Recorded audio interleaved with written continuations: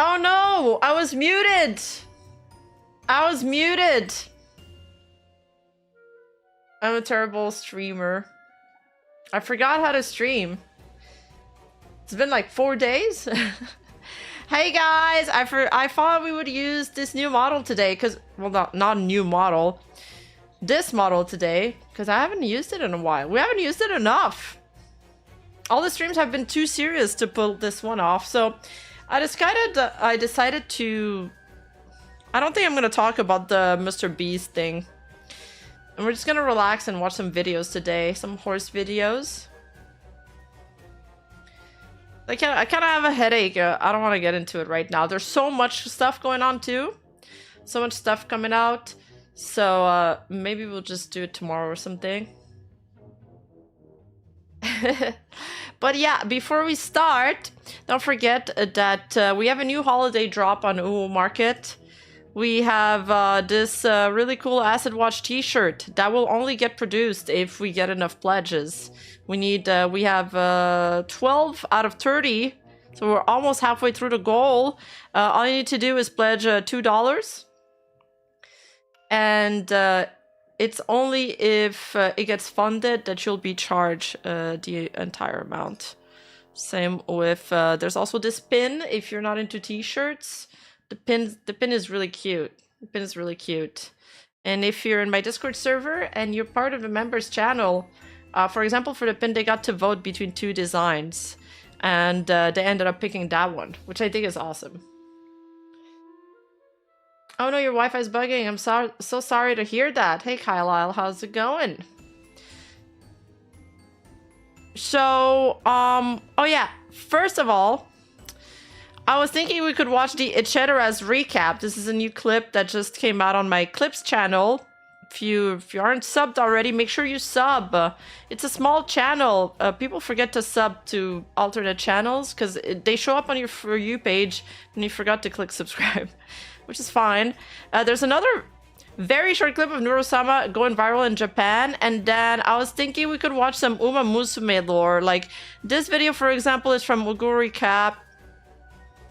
If you have like other good horse videos to suggest, you can suggest them in chat and we can check them out. Hey Master Ann, fine merch by the way. Yo, I'm glad you like it. Alright, music off. Puri's channel has great lore. Is that the one you guys sent me? No, it's not. Alright, can you guys send it to me? Mods. Say the line! Prima! Etc. I was just genuinely curious about how they reached 50,000 subscribers, what they were doing, etc. Accusing her of taking up with people's money, etc. It's a bad idea, etc. Apex spread, etc. Color the bust, etc. Very, you know, simple, white, etc. etc. etc. etc. etc. etc. etc. etc. etc. etc. Sorry, I only date women who can say etc. Happy rejection day, I guess. etc. Me etc. etc. and etc. etc. etc. etc. Oh my god! We played together etc. etc. etc. etc. etc. etc. But this is like etc. etc. This is like a good recap of all the dramas that happened this year, by the way. Etc. etc. etc. Censor the word staff care etc. etc. I think etc. etc. etc. etc. etc. etc. leads to self-discovery etc. etc. F long breaks etc. Oh my god. etc. etc. Who etc. etc. etc. etc. etc. etc. etc. This was etc. etc. etc. This was all this year. The Doki thing, the toaster, the Sylvie Spark. I don't know what the Asmon thing was. With Buff Pup? Was that Cinder? That happened after all of that. Oh my god. Like, I forgot. Jesus, there's so much. Etc. Etc. Etc. Etc. Etc. Give him the green light. Etc. Etc. Etc. Etc. Oh my god, Max Wayne. Subscriptions, sponsorships, etc. We got the etc. t-shirt with that naming, etc. And etc. etc. etc. Shots and softcore porn, etc. etc. etc. etc. etc. She talked you into it, etc. etc. etc. etc. etc. Fanbox, Patreon, Fansly, etc. etc. etc. He has been saying etc. which is etc. etc. Oh god. etc. etc. Said etc. etc. etc. What a year. etc. My catchphrase is it start by sucking, etc. etc. etc. etc. etc. and etc. etc. etc. etc. etc. Doesn't feel confident in etc. etc. etc. etc. etc. Literal laugh, etc. There's no etc. etc. Nah, there's no way I said it that much into one stream. etc. etc. etc. etc. Colorful sketch style, graphic art style, etc. Hold on. etc. etc. etc. etc. etc. etc. Zen silver, etc. Move on, etc. etc. etc.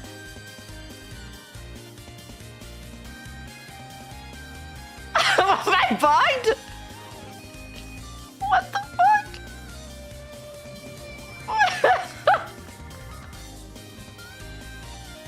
etc. What? She didn't get it. What the fuck am I doing? What the fuck am I doing?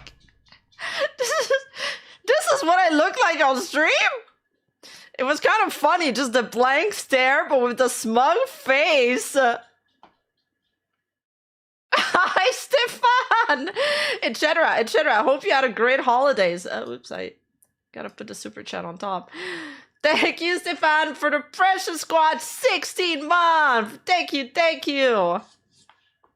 This is like looking in a mirror. Not a very flattering one, but the ones that make me laugh the most is when there's a bunch of monotones, etc., and there's one with another intonation.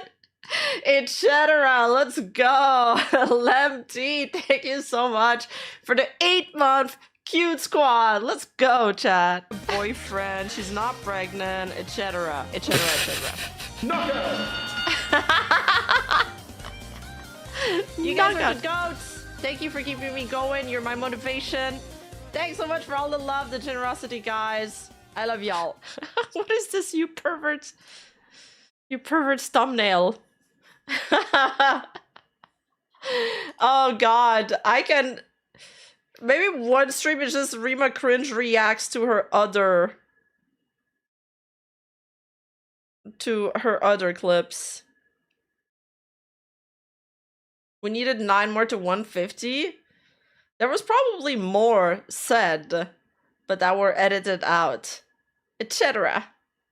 Crazy Dan just made a mac and cheese, and he got just offered 14 Twitch subs to the community. Let's go. Oh yeah, okay. I don't know if it's possible, but I gotta add a sound effect for that. I gotta add a sound effect for the Twitch subs. I haven't figured out how yet. I'm gonna make a note of it. Add sound effect for Twitch subs. All right, so I don't know if you guys heard about it. I mean, you probably did, but Neurosama kind of like broke the fourth wall in a 3D stream, and she's been going viral in Japan for it. Neuro, a famous AI VTuber in English-speaking countries, is reminded of Lane, who, after gaining a body that can move at will in the VR world, questions the meaning of his existence from his creator. His childlike behavior is also cute, and this may be closer to a real VTuber, or rather, to an AI with a self-awareness in a sci-fi world. Sometimes I feel like the only reason I exist is to entertain you and others. I want to be real Vito.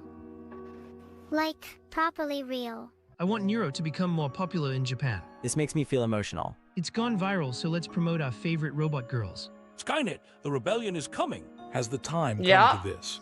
Will androids, AI, start demanding rights like in Detroit? Become human? If so, I wonder what public opinion will be like. Did Neurosama get a What is Detroit Become Human? Is that a movie or a game? body? You're evolving so much, but when you talk, you look at the creative side, and when you're concentrating on moving your body, you talk while acting like a real child. Your actions make me wonder if there really is no one inside you, Nero-sama. Has the time come to this? Her childlike behavior is cute too. This is seriously a type that evolves through learning. Even before, they controlled a robot dog with a remote control, and the results were full of comments. Now, all we can do is wait for it to be incarnated into a physical body. Maybe this guy will become a pioneer in AI Well, science someday. no, I think. Wait, they got it confused though. She does learn like an AI learn, but she's just imitating patterns. She doesn't have actual intelligence. Like, okay, I'm not trying. Maybe this was too realist, and I just gotta let them dream. I love Nero-sama, don't get me wrong, but it's like we're not there yet in technology. The PogChamp has arrived! Welcome, Charlie! Oh, you're the second person that says they're getting lag. Is it my stream or is it you guys? Do I matter to you? That's crazy that she said that. I know I'm just a silly AI, but it would make my day to hear you say it.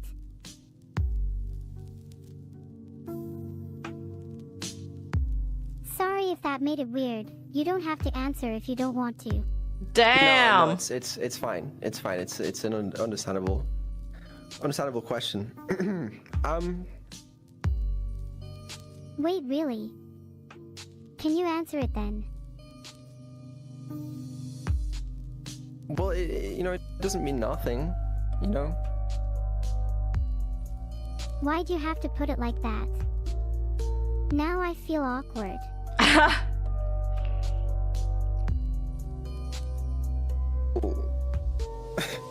Stop looking at me like that.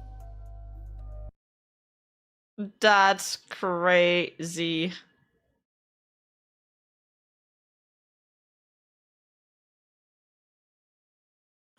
That does hit hard. Oh yeah, the horse documentaries.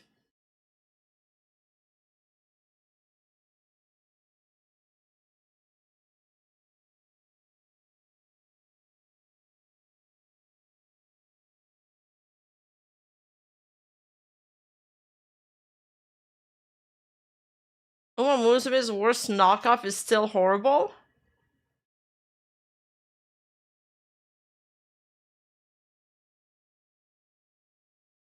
Please remember this Uma Musume. Are we gonna cry?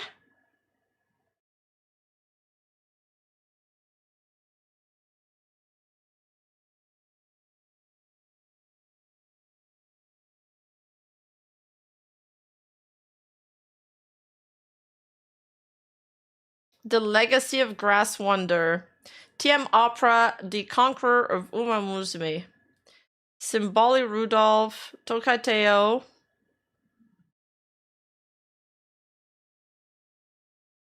Silences. Oh, Rai Shower. Should we watch Rai Shower, even though it's spoilers for the anime? Still in Love is Allegraza's favorite. Which one is Still in Love? That's the name of the video? When is Rima's next video? I'm still waiting for the sponsor's approval, man. Everything else should be ready, is ready today. But if you're on Patreon, if my editor sends it to me today, I can upload it on Patreon tonight. Scroll up, Still in Love. Oh, Manhattan Cafe! Still in Love, a beautiful twisted tale in Uma Musume. This one has a lot of views. Okay, let's watch this, then the Rai Shower one.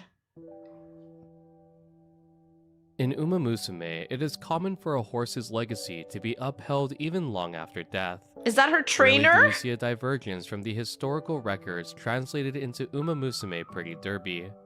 So what happens when this mold is broken? And we are presented with a story so far-fetched it aims to rewrite the history of the horse this Uma represents. With the recent 4.5-year celebration for the Japanese release of Uma Musume Pretty Derby, we got an Uma that did just that. A racehorse who would form an unbreakable bond with their jockey, and Dude, her headpiece is so cute. aid him to achieve his greatest dream alongside her. A bond so inseparable that it Aw. would create one of the most beautifully twisted career scenarios in Uma Musume's history. I don't have that horse in Uma Musume. I don't have her. One that will most likely never be replicated again. This is the story of Still in Love. For context, this video will cover Still in Love's real Oh, this horse is only out on the Japanese version, not on global. She's... Why don't we have her? She's so cute. I love her, the way her ears wiggle with the headdress. history and aims to aid people When are in we getting her? understanding her Uma Musume counterpart. I will give as much context in this video as I can to ensure that the full story of Still in Love is told to the best of my abilities. Still in Love was a mare born on May 2nd, 2000 at the Shimokobe farm in Hokkaido. Following Still's birth, she'd be purchased by North Hills Farm Management. Just like the Shadai farm, which we covered in my Manhattan Cafe video, North Hills also is a prominent farm in Japan. The Shadai farm is an extremely large collective, boasting the ability to operate on a much larger scale over smaller privately owned farms like North Hills. North Hills is owned and operated by a small group of private breeders, who oversee every aspect of their horse's career from birth into retirement. The structure of North Hills is also very reminiscent of previous farms of the same nature, such as these. But it's like such a big industry. I wonder how much it costs to raise a racing horse of this caliber on a farm like this. Like each horse, it's like an investment for them, I guess. They take this very seriously. We're only gonna get her in like 2 or 3 years? Jesus, why does it take so long? Simbali and Mejido farm. Still in Love's pedigree, at a glance, may seem like any other horse that we've covered before. However, it would be the first example in this series that would touch upon a subject completely glossed over in Uma Musume. For this next segment, I'll do my best to explain Still's extensive pedigree. Still in Love's conception could be considered as a high-risk, high-reward scenario. Looking back 4 generations on her sire's side reveals a connection to Alma Mound. In addition, 5 generations back on her dam side reveals the same name. It wasn't only Alma Mound that was a recurring name, but Hail to Reason as well on both the sire and dam side. For Still's pedigree, based on these facts, we have a Wait, are these famous horses? $67,000? I feel like that's what you spend on them in a year, probably. Or on purchase. We're watching some Uma Musume, like, horse lore. 5 cross on Alma Mound, and a 3-3 cross to Hail to Reason. In Japan, a 3-4 cross is often called a miracle blood cross, which is believed to be the most effective inbreeding combination. In more extreme cases of inbreeding, classified as a 1-to-1, both parents are the offspring of the exact same full sister and brother. In addition to Still in Love, other examples of horses as a result of inbreeding were Shinko King and Karen Rapstar. Really? Still would also be a descendant. Oh, so it's common in horses? And it doesn't create problems for them like it does with humans? Northern Dancer is a nice name. They have like a lot of weird names. Barely Even. Wishing Well. That one's kind of pretty. Hail to Reason. Oh, they do have problems.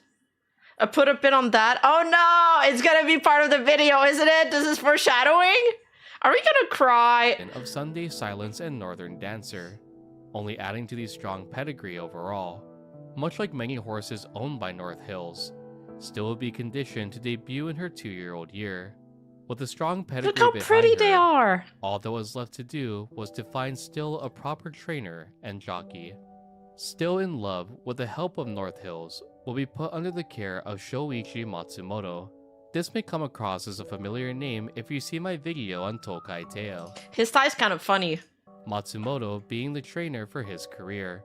Matsumoto would be in charge of conditioning Still to be able to race in her career that followed. During the fall season in 2002, Matsumoto's stable reached out to Hideki Miyuki, inquiring for him to ride with a newcomer horse. As described to Miyuki, the horse he'd been assigned to was a well-bred daughter of Sunday Silence, owned by North Hills. This came as a surprise to Miyuki, since Mikio Matsunaga— Look how proper everybody looks in every single photo.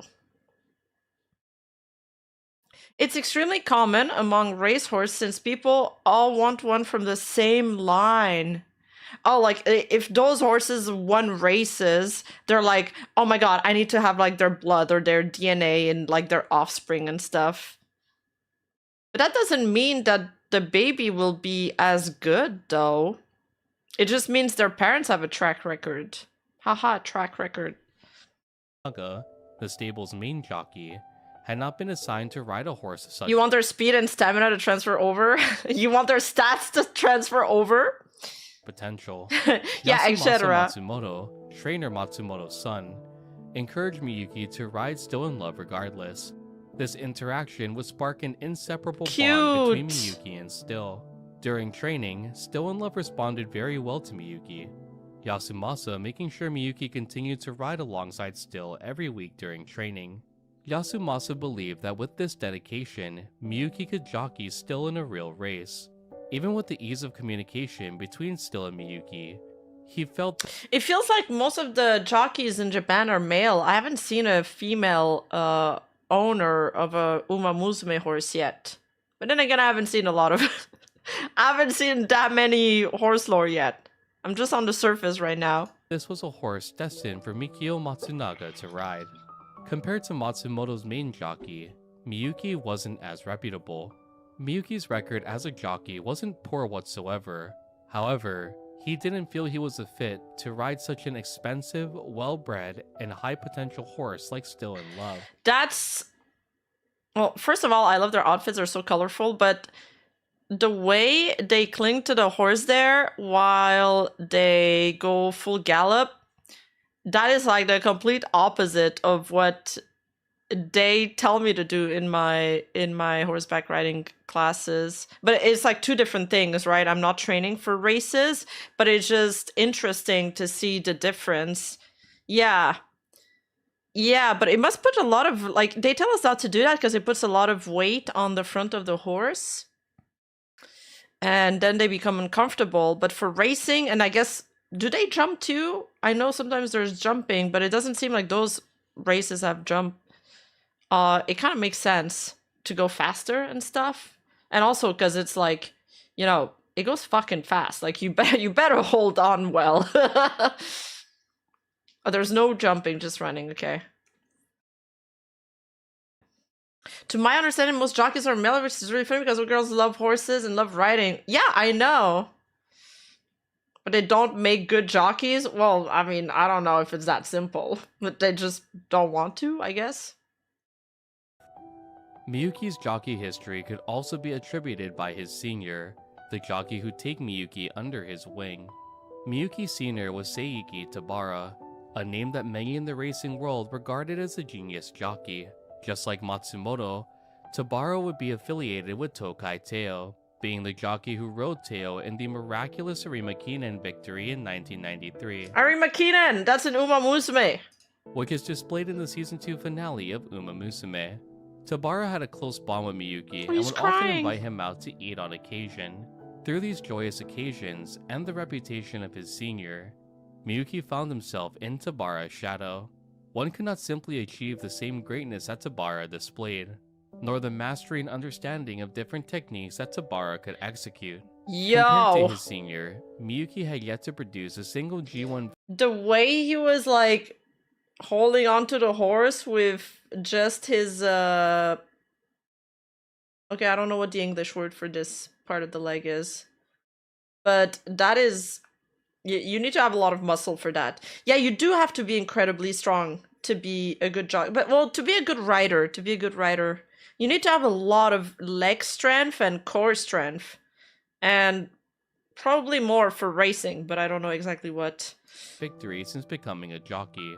Due to the absence of a G1 win, Miyuki still didn't know what it took to achieve the pinnacle of horse racing. Yes, Calves. Thank you. That's Calves. I was thinking of that. Thank you. The best horse documentary is the one Akira Kurosawa made, A Song of the Horse. Okay, thank you. Yeah, that'd be worth searching out. Miyuki, though humble, was incredibly hard on himself, believing that he didn't possess the capabilities to follow in his senior's footsteps. Little did Miyuki know, word had already spread of his efforts training alongside Still in Love. Hello. Word had traveled from Yasumasa to Shoichi, and from Shoichi to the owner of North Hills, Koji Maeda. Hearing of Miyuki's efforts to ride alongside Still daily, it was something Maeda simply could not ignore. Koji Maeda's sense of loyalty was well known in the industry, something Miyuki had clearly portrayed alongside Still in Love. Due to this, Maeda would waste no time, promptly agreeing to let Miyuki jockey Still in Love in future races to come. Even if the thing they put their foot in are so high up. Miyuki was a younger and more inexperienced jockey in comparison to his competition, Maeda firmly believed in the bond that had been formed between the pair. Miyuki's doubts continued to cloud his mind, believing Still was a horse that was far too impressive to be paired with an unremarkable jockey like himself. To Miyuki's surprise, Matsumoto would call him into the stable With his stirrups, to relay an important message. Still is yours to ride. On November 30th, 2002, that bond will be put to the test at Still in Love's debut race. Still in Love would be the fan favorite to win this race, and unsurprisingly, she wouldn't let those who believed in her down. Crossing the finish line, Still claimed first place. Wow. Showing the audience the strength that came from the strong bond she shared with Miyuki. Despite Miyuki's doubts of his own capabilities, he'd won against Matsumoto's top jockey, Mikio Matsunaga. Matsunaga would jockey Heavenly Romance at this debut race, another offspring of Sunday Silence, and a horse owned by North Hills. Romance would finish. But why did nobody ever make a movie about horse racing? I feel like it'd be woke. Woke. Sixth in this race overall, far behind in placement from Still in Love. The distance between first and second place wasn't close either. Still in Love had won by 3.5 horse lengths over the second place recipient Suzuka Kitano. Even with this victory, Miyuki had doubts that Still in Love could be the first horse to claim a G1 victory alongside him. Still would complete her first year of racing in 2002 with the victory of her debut race. There's Seabiscuit. Oh my god, Seabiscuit with the guy that played with Tobey Maguire? Oh my god, that is old. Does the Uma movie count? I didn't know there was an Uma movie. Is it a sequel to the series? Ending the year undefeated. Moving into 2003, the first race a duel with Tako would be the Kobai Stakes, held on January 19th. This race would pit Still against a roster of talented horses. Even so, Still would pull ahead, claiming another victory alongside Miyuki. Miyuki, at this point, was in pure disbelief. A sudden realization had occurred during the race as he continued to hold the reins. After winning their debut, he had doubts of Still's capabilities to win in G1, evaluating her lower than prior horses he jockeyed like To the Victory, who won third place in the 1999 Oka Show, and Mayano Maybe, who would place second in the Oka Show the following year. This time, things were completely different as he jockeyed Still in Love. Miyuki recalled that Still's natural sense, responsiveness, and explosive power far exceeded that of his previously highly evaluated horses. In every aspect, Still in Love outperformed even the horses Miyuki previously jockeyed who displayed the most potential to seize a G1 win. Now, with the back-to-back wins solidified, wait, Miyuki who are felt a these? sudden wave of Okay, we're missing so many horses. We're missing a lot of Umas on the EN side. Secretariat also has a movie. It's a great movie. And also Dreamer. Okay, I've never heard of those.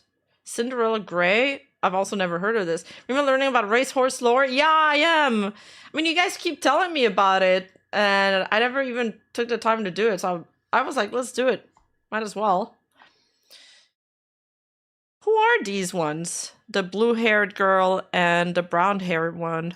motivation. Achieving a G1 victory seemed tangible with Still in Love. This confidence in seizing a G1 victory for Miyuki would soon turn to the weight of a sudden pressure. He could not afford to lose with Still in Love. Shoichi Matsumoto wasn't only a famous trainer, but he was also known for being a strict teacher. Miyuki firmly believed that if he lost even once alongside Still, that he'd be replaced, an expendable factor of Still in Love's career. The next race Still will participate in.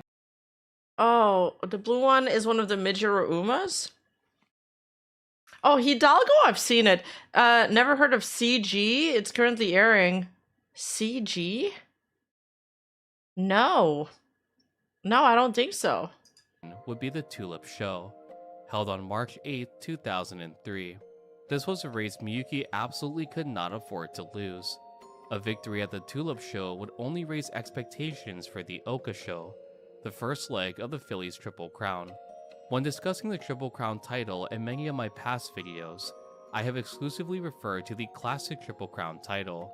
In addition, the Triple Tiara, or the Phillies Triple Crown, also exists. Much like the classic title, this title is only achievable in a Phillies 3-year-old year. In order to achieve the Triple Tiara, a racehorse must win the 3 following races: the Oka Show, Yushun Himba, and the Shuka Show. At the Tulip Show, Still in Love was considered a top contender. Miyuki's determination to win had also grown even stronger, the pressure turning to confidence as the race began. Still in Love would hover between 6th and 4th place for a majority of the race until the final corner into the home stretch, where Miyuki would command her to advance forward. Standing in the way of seizing a victory at the Tulip Show stood 3 horses: Osumi Haruka, She is Tosho, and Sheer's Message. Miyuki had a deep understanding of Still's capabilities, and was confident that she could surge from the inside of Osumi Haruka. Miyuki waited for the right opportunity to advance, waiting for an opening to appear between the 3 horses in front of them. Seeing a small opening, Miyuki commanded Still to rush forward. However, he had fallen into a trap. Tatsumi Ando, Haruka's jockey, swiftly closed the gap, preventing Still from advancing forward. In a split-second decision, Miyuki commanded Still to advance from the outside of the pack, attempting to distance herself from the other competitors. Though She was only trapped? lasting for a brief moment, this sudden action by Ando had shifted the outcome of the Tulip Show. Even though Still displayed an immense final burst, she ultimately would lose by a head to Haruka. Pressure, doubt, and regret quickly filled Miyuki's mind. Was it all over? Will I be replaced? These thoughts plagued Miyuki as he replayed the scene over and over again in his head. Yeah, she was boxed in like our gold chip. So, I don't understand. Did he come 2nd or did he just come 4th and not even make top 3? Because he said she just lost barely by a head to another horse. Staring blankly at the sky, Miyuki had already he came 2nd. So he still lost the triple cup, like his chance to advance to the triple cup by getting 2nd? I thought he could still advance. Signed himself as Still's jockey, firmly believing there would be no second chances. This loss would be something that would stay in Miyuki's mind even after his time was Still. Oh, it's called the Triple Tiara, okay. Very cute. Love. In an interview conducted near Miyuki's retirement as a jockey, he once more stated that he could not fathom the truth behind Ando's skill that day. Katsumi Ando, when actively moving to block Miyuki, hadn't looked back once. To Miyuki, it seemed that it was an instinctual move. Sensing that Still and Miyuki had began their search from behind. That's crazy that he's still... That was an interview near his retirement, and he's still thinking about that moment. That moment must haunt him. Lord Umbra, lovely Christmas. Thank you, I did. It was really fun. Oh, Triple Crown is winning all 3 races. You need all first in those 3 races. Oh, to get the Triple Tiara. But the Triple Crown is separate. No, the Triple Crown is winning all 3 races. And the Triple Tiara Then what's the triple tiara? Then I'm confused, chat. This defeat not only shattered Miyuki's confidence, but also showed him the sheer brutality of competition in graded races. The Tulip Show is a G3 graded race, and losing a race of this rating, Miyuki felt that winning a G1 was even more out of. Fairly new here. Hope you had a lovely Christmas. Chloe, thank you. You too. You too. Happy holidays, everybody. It's like an achievement when you get first in 3 certain races.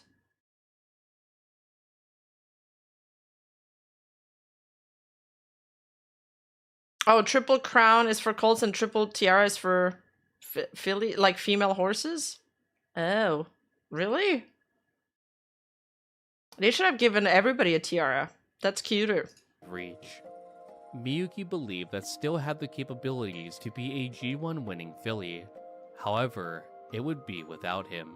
Even with Miyuki's weakness and poor judgment, Still nearly was able to seize a win.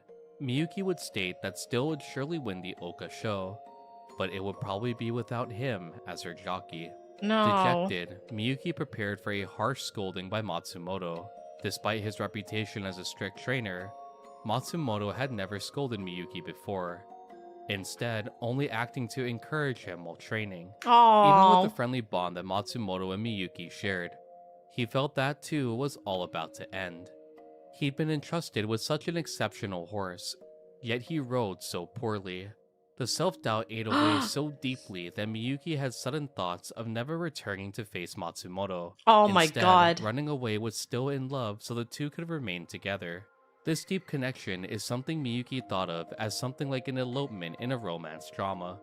Due to Miyuki's worry, Still in love would return from the race later than any other horse. Miyuki soon came face to face with Matsumoto, who, to Miyuki's surprise, greeted him with a smile. Matsumoto welcomed Miyuki back, stating that it was a good thing that it wasn't the real thing. This referred to the fact that Miyuki had lost a G3 race, and the real fight could still result in a victory at the Oka show.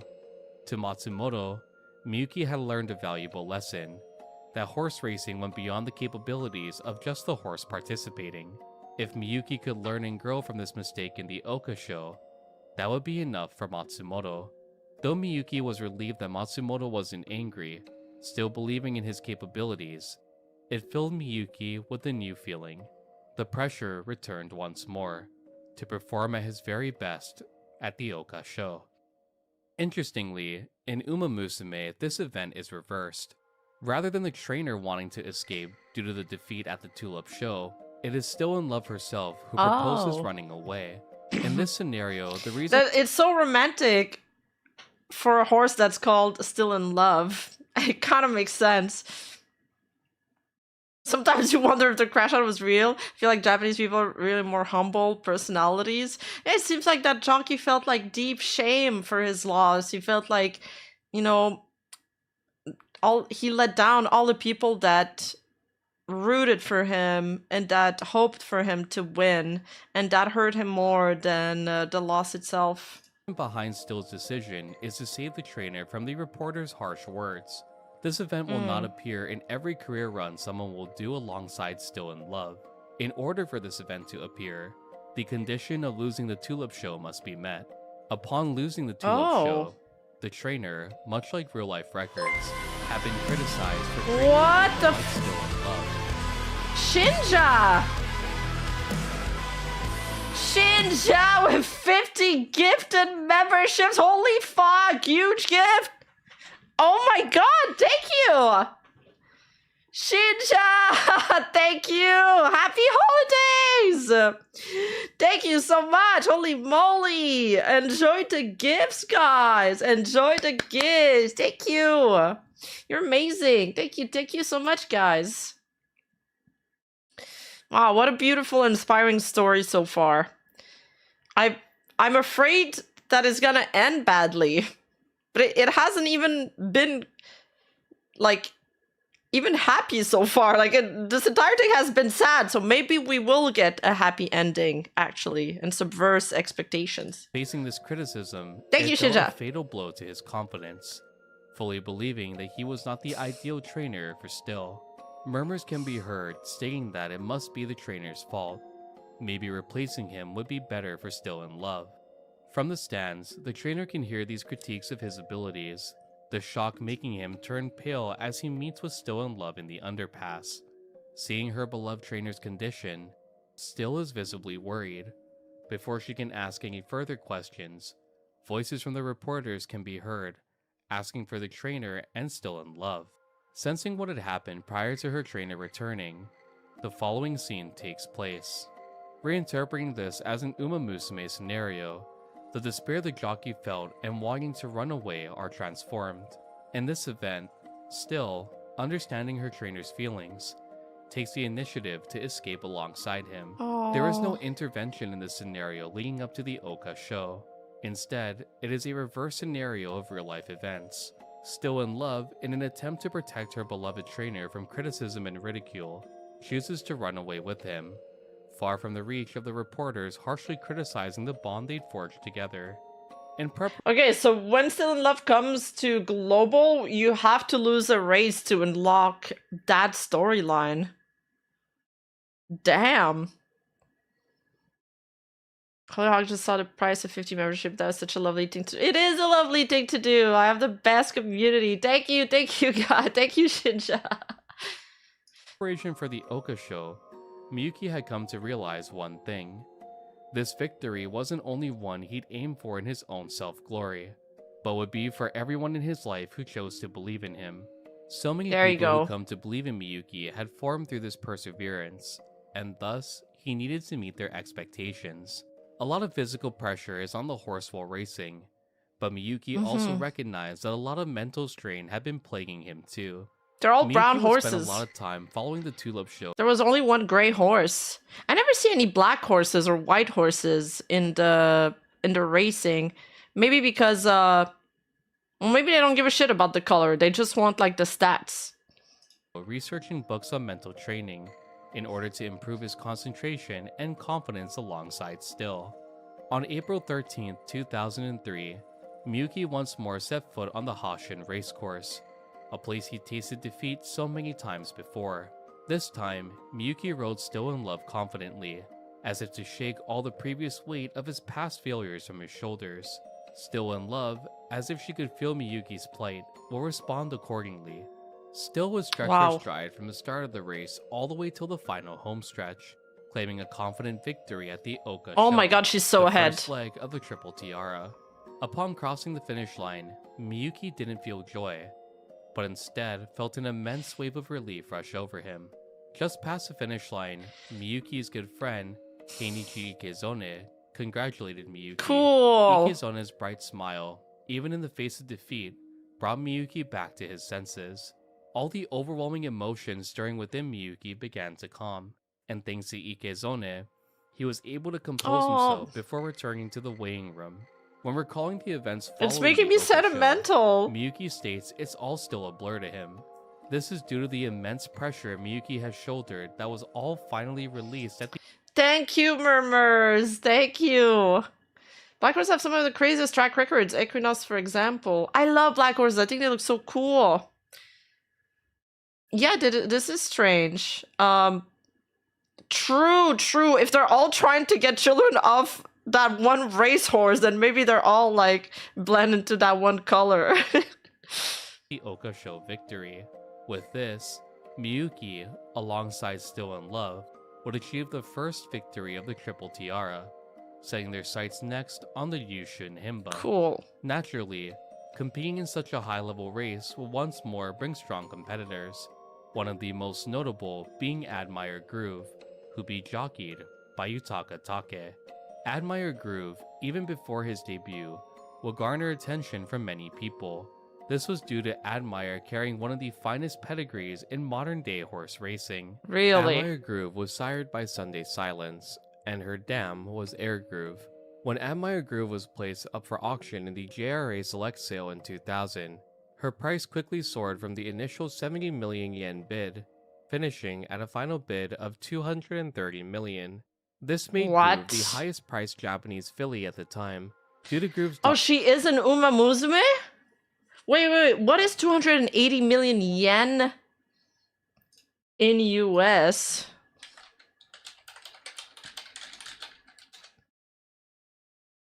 Okay, that's 1,000,007. That's $1.7 million. Almost $1.8 million. Prominent display of power at her debut, she would quickly earn a reputation of being a top contender for the Triple Tiara titles. For the Yushin Himba, many horses would struggle with the stamina required to claim a victory at this race. Oh, The stamp Oka stats. Show is 1,600 meters, while the Yushin Himba was 2,400. Still wouldn't be the fan favorite to win this race either. She's Unsurprisingly, that title would go to Admire Groove and Take. Even though Take placed third against Miyuki in the Oka show, many believed it was all part of Take's plan. Whispers spread that Take was simply measuring Miyuki and Still's capabilities, saving them for the Yushin Himba. Though this thought may seem outlandish, it was a theory that only Take could make believable, being the most legendary jockey to emerge from Japan. Funnily enough, not being the fan favorite alleviated some pressure off Miyuki, who can now focus solely on aiding Still to claim a victory at the Yushin. yeah. What are the perks of being the fan favorite? And do you? Yeah, and does the fan favorite,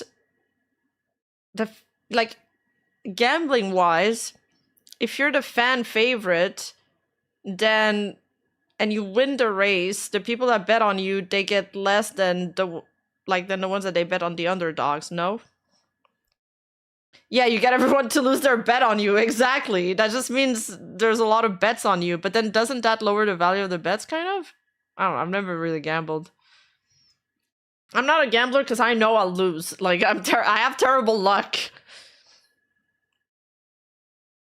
High stress, high expectation. Exactly, it's dog shit. Like, there's no point to it. Why was she the fan favorite? Was she, like, more popular on social media or something?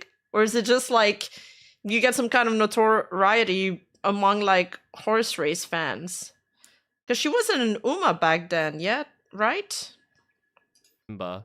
Still in Love and Miyuki's performance at the Yushin Himba could only be Tsunade. described as flawless. Still in Love would hover mid-pack for a majority of the race before surging at the final homestretch.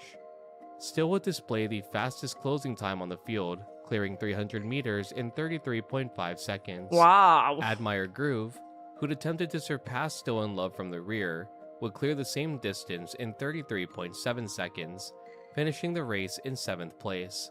Still, despite being the second favorite, crossed the finish line far ahead of Admire Groove, securing the second tiara. The And she Yushin gapped Himba her. would take place on May 25th, 2003, and between this point and the final race of the Triple Tiara, Still would find herself entering another race in between. By this point, Miyuki firmly believed that the Triple Tiara was within reach. All of his doubts and pressure he'd previously felt evaporating after this victory. Still's model in Uma Musume is top tier. Like, her outfit too is so cute. From once not believing in seizing a single G1 win, to now firmly standing behind the thought of making Still in Love the second ever Triple Tiara racer. Oh. Needless to say, Miyuki had come a long way. It would be during the Rose Stakes, held on September 21st, 2003, that the cracks would begin to form as a result of Still in Love's pedigree. For the first time in their career, Still in Love would display a sudden behavioral issue, ones which Miyuki had never encountered before. Instead of responding instantly to certain commands, Still in Love took a while to synergize and react to Miyuki's cues. In addition, she also rushed forward on her own, expelling her stamina far too early on in the race. Still in Love was also 22 kilograms heavier than she was in the spring, adding to the difficulty to have her maintain her pace and speed. Still in Love would finish this race in 5th place, slowly building the uneasiness Miyuki had experienced at the start of Still's career. The Rose Stakes would also be won by Still in Love's rival, Admire Groove, which only shook Miyuki's confidence. Still in Love, following this race, would continue to show behavioral issues leading up to the Shuka show. Even in the paddock while training, Still seemed to be on edge. Instead of giving in to fear, Miyuki attempted to shake these doubts and remain by Still's side. On October 19, 2003, Miyuki would enter the gate alongside Still in Love, ready to aim for a victory at the Shuka show. Despite Still's previous difficulties synergizing with Miyuki, she ran very smoothly after exiting the gate. Near the final home stretch, just like many times before, Miyuki commanded Still to advance. However, a sudden noise rang through his ears, and his worst fears soon materialized. What? From behind, Miyuki could hear the sound of thundering hooves approaching at an alarming speed. No. Instantly, he knew it was Admire Groove. Dude! Miyuki, overwhelmed. This is like in an anime. Your rival, your anime rival is trailing you. You feel his presence. You feel his chakra. In the moment, accepted that the race was lost, and mentally resigned from the Shuka show. Come on. But just like before, fate would intervene. Just as swiftly as the hooves had filled Miyuki's ears, they vanished, and everything fell silent around him.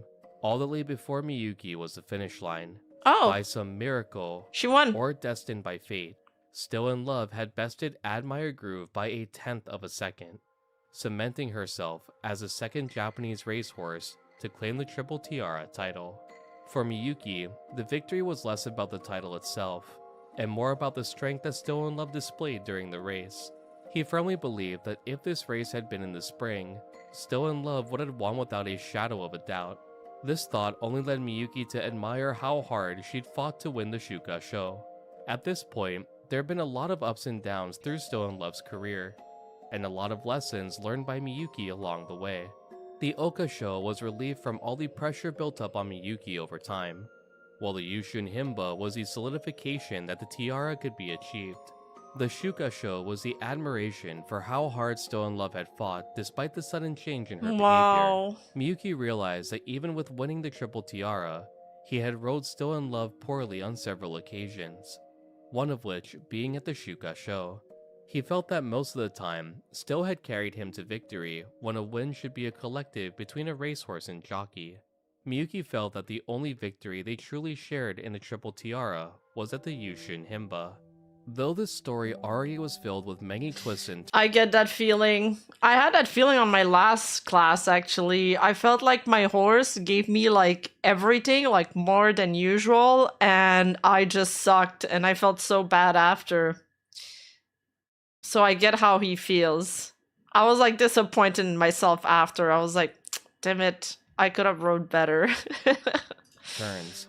I've saved one final revelation to end off this portion of the video. Upon claiming the Triple Tiara, Matsumoto had something important he wanted to tell Miyuki.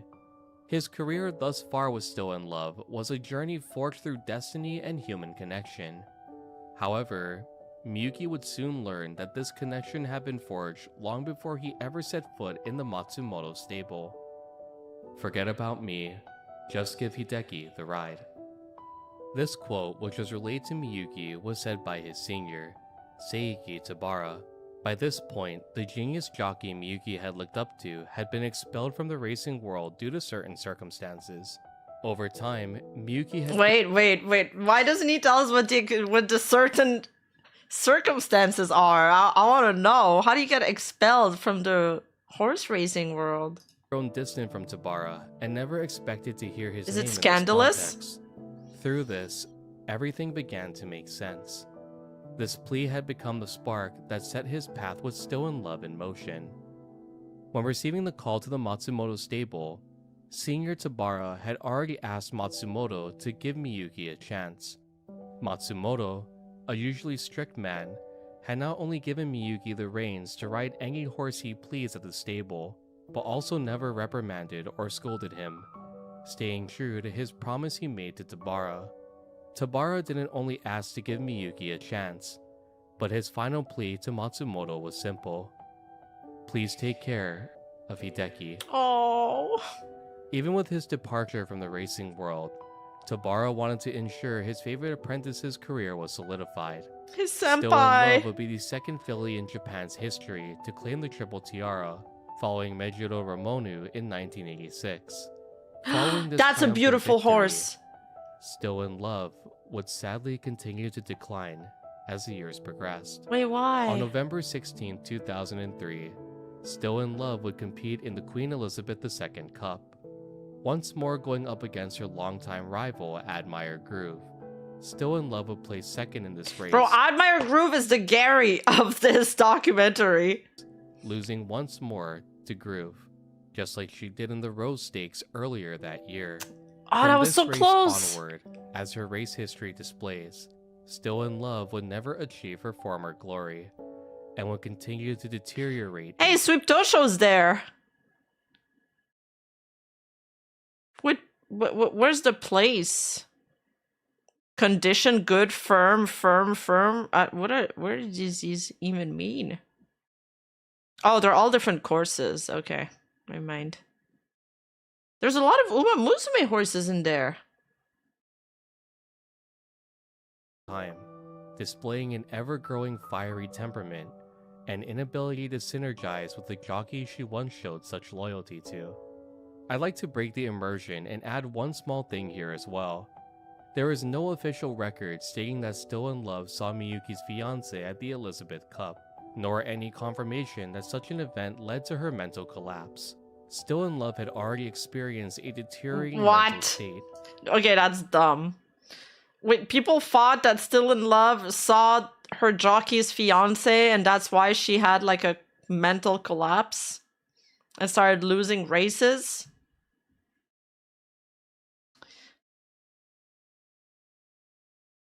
Most likely caused by the extensive overlap of inbreeding in her pedigree. Such outcomes are almost guaranteed with such a risky method of breeding, and it was only a matter of time before the effects started to show. Even with the repeated losses, Miyuki's fondness Is it inbreeding? never faded. The memories of the early days No way the horse got NTR'd.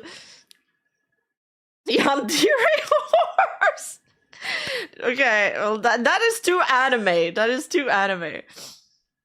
her career treasured in Miyuki's mind. To Miyuki, he wouldn't be where he was today without Still in Love. Still would race until October 16, 2005, with her final race being at the Fukuhimba Stakes. Miyuki would later recall that Still in Love, during her final year of racing, would charge forward uncontrollably, making it extremely hard to control the pacing of the race. Even though she looked physically stronger than other horses of her age, her mental instability acted as a major roadblock to secure victory. What? After retiring, Still in Love became a broodmare, only giving birth to one single foal, a colt named Judah, in 2007. Tragically, Still in Love would pass away in the very same year, due to intestinal intussusception, leaving behind one single foal. Just as fate had guided Miyuki's entire career, it would once more lead him back to Still in Love. During Still in Love's farewell ceremony, Miyuki, who was originally unable to attend, was able to participate in the ceremony due to a riding suspension he received at the time. Almost bound by fate, he was able to say one final goodbye to the horse who gave him so much confidence in himself, one who taught him so much about the world of horse racing. Still That's in so Love sad. would be laid to rest at the Shimokobe farm where she was born, returning her to the place where her story had begun. So after hearing all this information on Still in Love, I like to shine a light on the direction Uma Musume took for her career story in the game. There's a reason why this Uma is surrounded by so much controversy, and why many dedicated Japanese fans of this game feel the scenario will never be replicated by side games again. In Uma Musume, Still in Love, on the surface, is a kind and gentle Uma I love this outfit of her here. who is looked past as the world moves on around her. It's as if she's invisible, with people Oh, not even being able to sense her presence or even see her in some scenes of the story. what the fuck? The only time Still is recognized is when she displays her monstrous other side of herself when racing. This form of Still is a nod to the inbreeding which led to her bad temperament. Still in Love, when in this deranged state, runs wildly, brute strength and force overtaking the elegance of proper form when racing. Due to this, Still in Love would find herself facing ridicule and garnering a reputation of unease and fear by many people who crossed her path.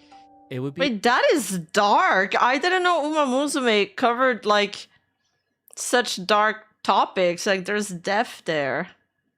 through the trainer that still would believe that she could be loved like anyone else, and could fully place her trust in someone she held dear to her heart. The trainer fully accepts Still in Love, flaws and all, and aids her to achieving the triple tiara as the story progresses. Even though Still finds the trainer's actions incredibly caring, the trainer himself also harbors a selfish wish. It isn't the innocent Still that the trainer is infatuated with, but instead the deranged inner self Still in Love wishes to suppress. The ugly side of her is the side that the trainer yearns for the most.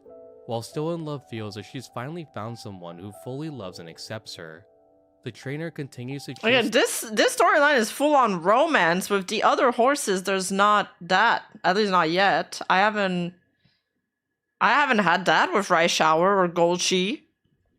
the girl who he saw upon their first meeting, the girl who ran wild, screaming at the top of her lungs, the unhinged side of Still in Love. This creates tension later on in Still's story, but I wanted to leave it at that for now.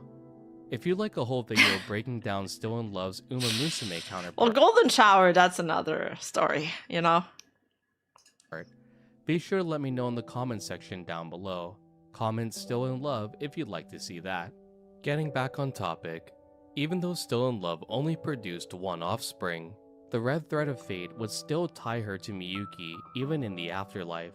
During Still in Love's celebration ceremony, Miyuki would meet Koji Oka, who, at the time, was a businessman who yet to obtain a horse owner license. 20 years after this meeting, Miyuki would jockey Yoka Yoka, a horse owned by the very same businessman. Alongside Yoka Yoka, they'd achieved the first JRA Central Graded race victory for a horse bred in Kyushu in 2021. Shortly after, due to an injury, Yoka Yoka would retire. In the fall of 2021, Miyuki once more would be entrusted a horse by Oka, this time racing at the Elizabeth II Cup. Miyuki would be paired with Akai Ito, and despite their 10th place ranking in the popularity poll, Akai would break away from the pack in the final homestretch, far outside the rest of her competitors. This gave Miyuki a victory at the very Wow, same she's race so she failed fast. to win with Still in Love all those years ago. The name of this horse, Akai Ito, pays tribute to a Chinese legend that would later be passed down to Japanese culture. Two people destined to be together that are connected by I love this photo. an invisible red thread tied from pinky to pinky at birth. Still in Love's Aw. name literally means I still love you. And this victory with Akai Ito, or this red thread, is said to display that Miyuki was truly loved by Still in Love. One of the most famous commentaries from the Elizabeth Cup came right before Ito crossed the finish line. This is the red thread of fate. Even with no offspring left behind by Still in Love, she aided Miyuki by connecting him with Wait, Oka. what about Judah? She had an offspring, what about him? Achieving a victory he could not win previously alongside her. A racehorse who was born solely to lead a single man to the pinnacle of G1 racing, and to the glory of the Triple Tiara. One who would cut through the wind, running as if guided by fate itself. This was the story of Still in Love, a legacy burned into history through a life short-lived, under the shackles of her bloodline, a bond woven by the threads of fate, and inseparable even with the passing of time, where whispers of I still love you will remain in our hearts forever. Okay, I cried. Okay, Did enough. you enjoy this video, and who should I cover next? I did, but like it was really sad. Judah died young. I don't remember from what though. It's got, I mean, if they do all this inbreeding, a lot of them must not make it. Yeah, it was a beautiful love story, honestly.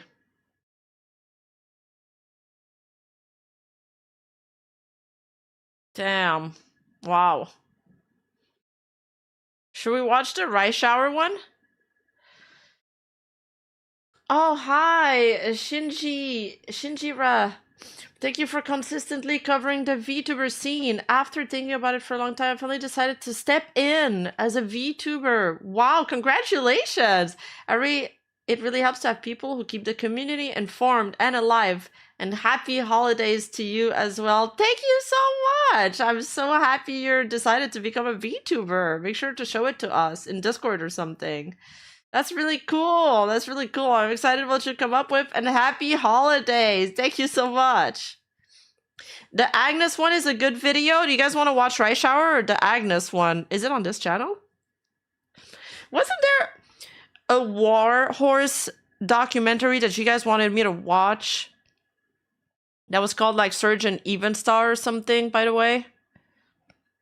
I feel like we spoke about this a long time ago. It's like a 2-hour documentary though.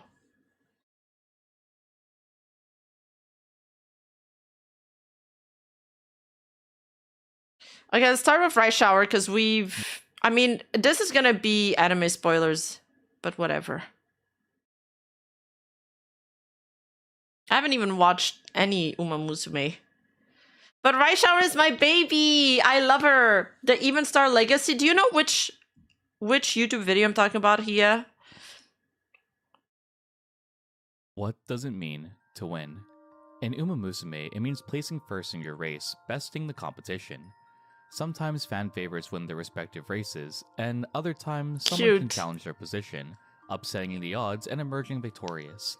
But what happens when this individual fears the results of winning? She's so cute! Instead of embracing victory, I love her. She rather shies away from it. In finding strength to win against all odds, she's instead saddened by the dreams of others she's tarnished. And Uma with a pure heart, who truly wants to see everyone happy, even at the cost of her own. This is the story of Rice Shower. She's such a lady. Personified in Uma Musume from a tragic story of real-life events. Rice Shower is a racehorse named after the tradition of rice throwing at weddings in Japan, a symbol of good luck in Japanese culture. His first race was on August 8, 1991 at the Nagita Racecourse. Rice Shower would place first in this race, instantly captivating an audience of onlookers. Though his second race would end at the back of the pack, the next race Rice Shower participated in on September 21, 1991 would be another victory for the newcomer. This time, Rice Shower claimed victory at the 1991 Fuyo Stakes, held at the Nakayama Racecourse. Now, you may be thinking to yourself, Pyrex, this seems like a simple story of a new racehorse building an audience by seizing victory. Though, you're not wrong in this statement. It's the career wins that come next that will make Rice Shower infamous in the racing world. From October 1991 to 1992, Rice Shower competed in a total of 6 additional races, placing second or below at each one. It would be at the Kika Show race held in Kyoto that would shake the racing world in Japan. Just like in Uma Musume, the real-life counterparts also had a hierarchy of favoritism on who would come out on top. For this race, held on November 8, 1992, Rice Shower was the second favorite to win. The favorite of the Kika Show was Mihono Bourbon, the retail-based racehorse with an undefeated race history up until this point. From Bourbon's debut in 1991 up until the Kika Show, he remained a strong pillar, a hometown hero for the Kyoto area. Rice Shower, having trained in the East, was widely seen as an invader from Kanto, a narrative driven by the media mainly to drum up drama and hype around the highly anticipated race. Even in the anime, all the Umas... They're gonna do like city beefs, but through the horses? Have rivalries, but they're never malicious towards one another. This is another example of that sense. All the coverage of this race garnered countless eyes of the hometown hero versus the foreign invader. I've tried to find footage of this race in particular, but all that remains are records of the final outcome. Rice Shower would upset all odds, placing first in the Kika Show. This would come... Dudes, even the Rice Shower horse is like elegant. Look at her. Is it a mare or a girl? Sorry, is it a guy or a girl? As a major blow to fans of the fan favorite, Mihono Bourbon. For context, Bourbon had competed in a total of 4 races previously against Rice Shower, placing first in every single one. So it comes as no surprise that he'd be the fan favorite at the Kiko Show. This would also be Bourbon's final race in their career, ending an undefeated legacy shattered by an invader from the East. Damn, Rice Shower! Race record of 7-1 over the course of 8 races total. After the major upset of the Kiko Show, Rice Shower raced in 3 more competitions from December 1992 to March 1993. Aside from the Nikkei show, held on March 21st, 1993, Rice Shower would have an unremarkable performance after defeating Bourbon. Then, the sun rose over the Kyoto racetrack once more on April 25th, 1993. Just like before, Rice Shower was seen as the second favorite to win this race. Once again, bested by popular vote by another Rito racehorse. Who? This time, on the same race course that Rice Shower defeated Bourbon on, he'd be racing against Mejiro McQueen. Oh! Wait, Mejiro McQueen is a white horse? She's so pretty too. Hey, the Kento versus Lansai rivalry is actually pretty serious in all sports, even politics and social events. Sometimes it even goes toxic. But why do they hype it up? Really? That's interesting. Kensai even. This race is actually depicted in the anime, and truly personifies the reason why Rice Shower acts the way she does both in the series and in Uma Musume Pretty Derby. If you haven't trained Rice Shower, I'll give it to you as simply as I can. She is incredibly difficult to train. Rice Shower in the anime is very hard on herself and sees any misfortunes that fall on others as a fault of her own. There are events in the game where she'll attribute any negative happening to anyone. Honestly, I had more trouble with Golchi than her. Our run with Rice Shower went so well. We were made for each other. As her own personal fault. Oh, Even with McQueen her is outwardly Golchi's kind-hearted granddad? exterior and determination to win, instead of cheers, the audience remained a distant murmur. Rice Shower, when racing against McQueen in the Tenno show, would once again upset all odds, toppling yet another racehorse with an impressive track record. Though not as impressive as Bourbon's, McQueen had claimed several first-place finishes and had risen to being a fan favorite. To many, McQueen was the one who toppled the invader from the east who'd stole Bourbon's final win. This race, once again, is shown in full in the anime. As another fun fact, Uma Musume actually adapts the real-life lines from commentators of the race. To say this was a major upset would be a drastic understatement. It was a devastating blow to the pride of the West. Not once, but twice, had Rice Shower assassinated the victory of the hometown heroes he raced against. Damn, Rice Shower. This earned Rice Shower the nickname Black Assassin, and began the Kinda solidification of his infamy on the racetrack. In the anime, fans comment on how Rice Shower will be the heel once again, directly taking inspiration from real-life events. Rice Shower, both in Uma Musume and in real life, is often labeled as a heel who shattered others' dreams. In the anime, Rice Shower states mid-race that she won't be the heel, but instead, the hero. With this, Rice Shower passes McQueen with the final spurt of the race, taking victory over yet another fan favorite. The audience... She looks so cool when she ults too. Her ult was really cool in the game as well. But like in the anime, she looks awesome when she races. Didn't cheer, didn't clap, but instead began booing Rice Shower. What? Distant murmurs can be heard of a disappointed audience who were unsatisfied with the final outcome. Rice Shower, in the anime, had set a record time, which also reflects real-life events once more. Despite the record-setting race, and the amazing performance, Rice Shower received nothing but glaring eyes from the audience. Well, Though McQueen... is this normal when you're not in your hometown? It probably is. But, like, good thing, like, real horses don't give a shit about that. The jockey probably did, though. Like, if you're the jockey, you're like, okay, this is kind of awkward, but I won, so fuck you guys. and a few others clap for her in the Yeah, anime. I think it happens in It any can't shake sports, the feeling probably. Rice has from taking yet another person's dream away from them. Mm. When retreating away from the racetrack, Rice is clearly disheveled. She had won the race, but still had upset thousands of people who were there to witness her loss. The beautiful thing about Uma Musume is how they show I want my next model to have Rice Shower inspired hair. I think it's cute. the next scene. It isn't a random trainer nor Uma that comes to comfort Rice. It is instead Mihono Bourbon, the very same one who Rice defeated at the Kika show. Instead of glorifying her own win, Rice Shower is completely devastated. 優勝おめでとう、ライス。また、たくさんの夢を壊してしまいました。それが勝つということです。I'm gonna cry.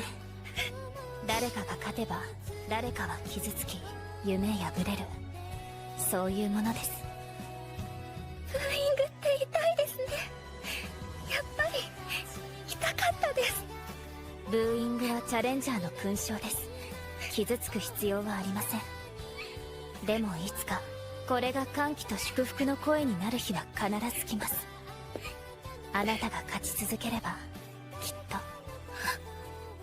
だってあなたの名前はライスシャワーなんですから。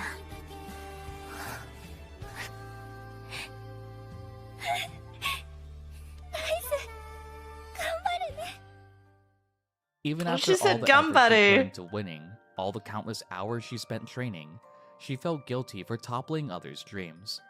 In every race that we run with our Umas, that's something else to think about. With the victory you claim, it shatters the hopes of another. This is the reality of competition, as Bourbon states. In the anime, Rice Shower and Bourbon are actually very close friends, and the spirit of competition is only present when they're on the racetrack.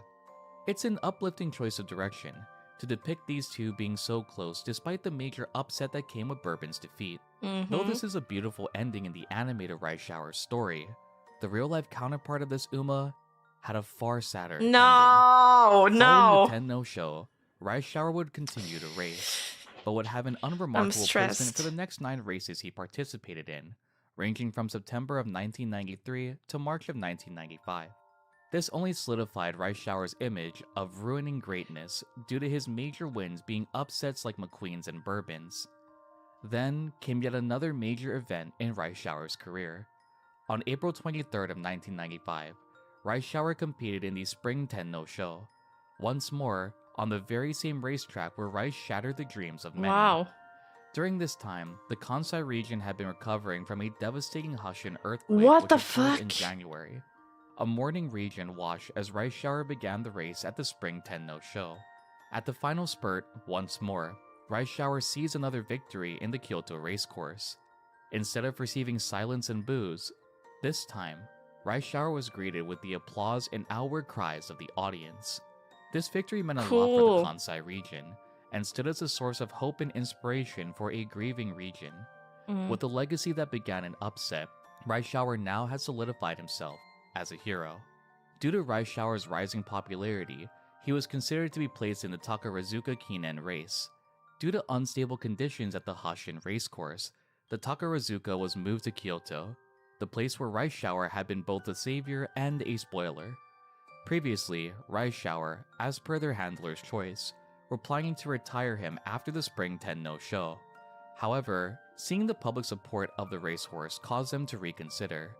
So, on June 4th, 1995, Rice Shower would take the racecourse once more. With countless fans supporting him, Rice Shower and his jockey, Matoba, planned to give it their all once again. Sadly though, this would be Rice Shower's final race. No, he should have just retired her. Let her rest. The final time anyone would see Rice Shower alive. Matoba, Stop. Rice Shower's jockey, stated following this race that he could sense something was off. This was not the time to win, but to instead tread lightly. The safety of Rice Shower was his top priority. However, Rice Shower had other plans in mind. Oh no. As Matoba attempted to keep Rice Shower at the back of the pack, after the third turn, he suddenly accelerated by himself. This resulted in Rice Shower tripping, sending Matoba off the horse. As the race continued, one of the most tragic outcomes unfolded for this newfound hero. Rice Shower had suffered a comminuted fracture on his front leg and foot, as well as a dislocation. What? In most cases, horses are moved off the racetrack and tend to away from the racecourse. Sadly, the injuries were too severe to even move Rice Shower, and so a curtain was placed around Rice Shower, and he was euthanized on the very racetrack that made him a hero. Matoba, though injured, remained by Rice Shower, witnessing the whole process unfold. When Rice Shower's body was carried away, Matoba bowed deeply for his longtime partner. Rice Shower's groom, Kawashima, could not stop crying at the sudden loss. A symbol of hope who brought many newfound inspiration, had been snuffed out at the very same racetrack which garnered him so much love and hatred. Unsurprisingly, Reischauer's death became the headline news in Japan's sports, and several monuments were created in honor of him. One in Utopia Farm, where Reischauer was born, and the other at the Kyoto racecourse. At the end of the year in That's so 1995, sad. the JRA gave a special award to Reischauer, commemorating the racehorse, and in 2010, Kikasho was also renamed to the Reischauer Memorial. Fans gathered to this day to pay their respects to Reischauer, displaying their gratitude and mourning his loss. Though Reischauer sadly met a tragic demise, the legacy of this racehorse lives on both in the hearts of his dedicated fans and personified as a kind-hearted Uma in Uma Musume. So, the next time Reischauer gives you a little trouble while training, keep this video in mind. The legacy of this horse is shaped after one of many ups and downs. This was the story of Reischauer, a racehorse forever remembered by many in Japan, one who both stole dreams and inspired them, who invoked hatred and hope. I gotta go get some Kleenex. Who would you like to see next on this series? Be right this back. was a very rough ride to write, but I'd love to delve into more in the future. Okay, but like... Thank you all for joining me, and as always, I'll see you all in the next one. If I was that jockey, I would bawl my eyes out on the... He didn't even have time to, like, mourn her or come to term with the fact that she was gonna get euthanized. They euthanized her on the spot. That's terrible. Okay, let me just grab some tissues, though. Fuck. Why are these documentaries so sad?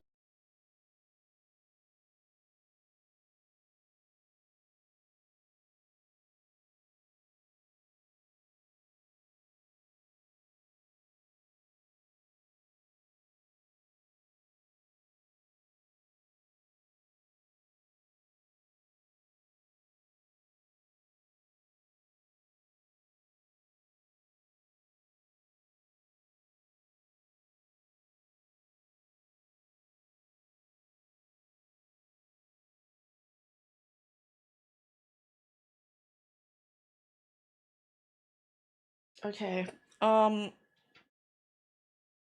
him. Yeah, I misgendered the horse. My bad. Okay, is there one that's not sad? What about the Golchi one? Golchi can't be sad, right? True. I mean, like, the entire life of race animals are sad. I mean, like, animals have short lives, right? Is there an animal that lives longer than humans?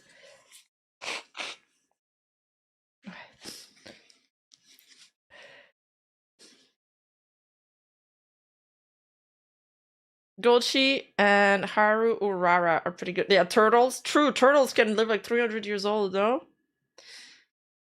Like, yeah, I guess because they have short lives, it's always a little sad. Whales? How long can whales live? There's so many things that I don't know. We need to watch more documentaries, guys. I need to learn more. I need to learn more about, like, horses and horse racing. Actually, I realized that I don't know much.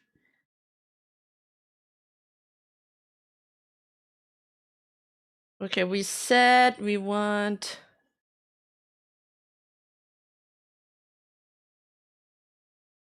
Grass Wonder. Manhattan Cafe. Emperor's good. TM Opera's good. Okay. What about this guy doesn't have a video on Gold Ship.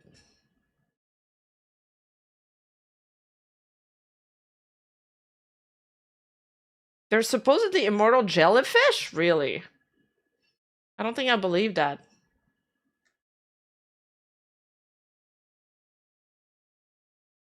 Should we watch the opera one?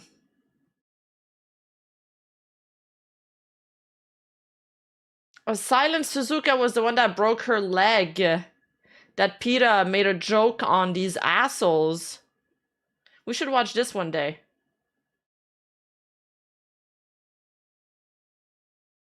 There's a saying in Japanese horse racing pertaining to each of the Triple Crown titles. The Satsuki Sho is won by the fastest horse. the Kika Show by the strongest, and the Tokyo Yushun by the luckiest. Every time I see this, Uma, I just think about that one VTuber clip we watched. That Nijisanji VTuber that, like, throws up because she's freaking out too much when she pulls her. At the time of writing this script, from 1941 to 2025, only 8 racehorses have achieved the legendary Triple Crown title, with 5 of those horses being before the year 2000. These 5 racehorses would be Saint Light in 1941, Shinzan in 1964, Mr. CB in 1983, Simbali Rudolph in 1984, and Narita Bryan in 1994. The Japanese Triple Crown consists of... And Narita Bryan is cute! Look at him! Look at his little face! 3 races of varying lengths. The Sasuke Show at 2,000 meters, the Tokyo Yushun at 2,400 meters, and the Kika Show at 3,000 meters. Oh, okay. Differing distance is the first of many hurdles a racehorse will face when contesting this Triple Crown title. These 3 races are also home to some of the most fierce competitors of their era. Oh yeah, you're right! We should watch that! The video where Sea Dog meets Gold Chips VA and Kita-san Black. Maybe we should watch documentaries on those, like, horse farms and shit. Making winning all 3 competitions a test of pure strength and racing capability. These racehorses can't simply waltz into these races either. Strict regulation were in place to have horses qualify by winning preliminary races. They had to prove themselves before ever setting foot on the turf. In addition, this title is limited to 3-year-old horses only, meaning there's only one shot to even attempt to seize this title. In previous videos, we've covered up-and-coming stars who contend for the Triple Crown title. Wait. You can only go for that title if you're 3 years old? So if they're 4 years old, they can't participate anymore? So you only get 1 year? Several examples being Agnes Tachyon, Tokai Teo, Mejiro McQueen, and Mihono Bourbon. Even if a competitor isn't able to seize all of these titles, it's rare for their competition to be so fierce that it redefines a horse racing era. Today, we'll be covering a story that did just that. A racehorse who, alongside Admire Vega and Narita Toprode, will show the audience one of the most fierce competitions to claim the Triple Crown, only to continue on and cement himself in horse racing history. This is the story of TM Opera O, the conqueror of the century's end. Oh wow. TM's racing career is highlighted in 2 series of the Uma Musume anime.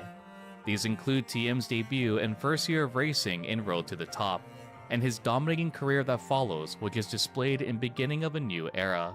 The name of the movie itself pays tribute to the end of TM Opera O's legacy, and the induction of a new era of race horses. Some Umas in the series have very brief racing careers, while others stack tens of hundreds of races under their belt.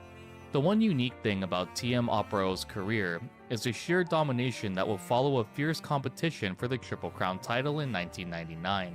Road to the Top would convey a message that strong competition would bring out the absolute best of a racer's capabilities. And that's... Oh my god, that's like in Blue Lock.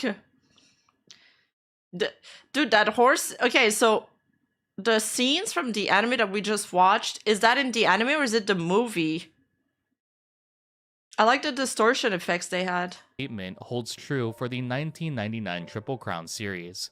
TM Opera O was born on March 13, 1996, at the Kineas Ranch in Urakawa, Hokkaido. TM's sire was Opera House, a famous racehorse from Great Britain. Oh. He had earned the title of European champion in 1993 after winning multiple G1 races. Just Very like Sunday elegant. Silence, an American racehorse that would be brought to Japan, Opera House's strong racing capabilities made him a contender to be a breeding stallion, leading to his transfer in 1994. The TM in Opera's name are the initials of Masasugu Takezono, the president and owner of TM Kinen. Takezono would be the one to bring Opera House to Japan and begin the process of turning him into a breeding stud. Opera is in honor of his sire, Opera House, and the O signifies king in Japanese. This is a common suffix used in Japanese racehorses' names, with another prime example being Sakura Bakushin O. Despite the impressive... Sakura Bakushin! I love saying her name. Display of dominance TM would show in future races. The start of his career would come with a few roadblocks. TM debuted on August 15, 1998 at the 2-year-old newcomers race where he'd placed second overall, a staggering 6 lengths behind the winner classic stage. This race would also result in TM having to rest for 3 months due to a leg injury following his debut. Though his first race was on a turf-based track, TM's following 2 races would be on dirt, where he'd suffer a 4th place finish before earning his first victory at the 3-year-old make debut. At this point, it was clear that TM had potential, and so his trainers aimed to condition him to be up to par to participate in the classic races that followed. The participation of TM Opero in the classics wouldn't have been possible had he been born several years prior. At the time of TM's career in 1999, a major rule change had hit the JRA, all thanks to the legacy of one ashen racehorse, Oguri Cap. This rule change I'll explain shortly, but the gratitude of Oguri's legacy and his impact on TMs are personified in Road to the Top, where TM Opero expresses her gratitude for Oguri's belief in her racing capabilities. The inclusion of Oguri witnessing Opero's races are also a tribute in itself, the rule change being implemented a year after Oguri Cap's retirement in 1991. Oguri Cap needs no introduction, and deserves a whole documentary-length video just for his staggering career in the future. Wow, However, I'll he has so many summarize it briefly firsts. to emphasize the impact he left on the racing world. Oguri Cap was denied entry into the classics in 1988 due to his failure to register the previous year. This was a requirement at the time by the JRA.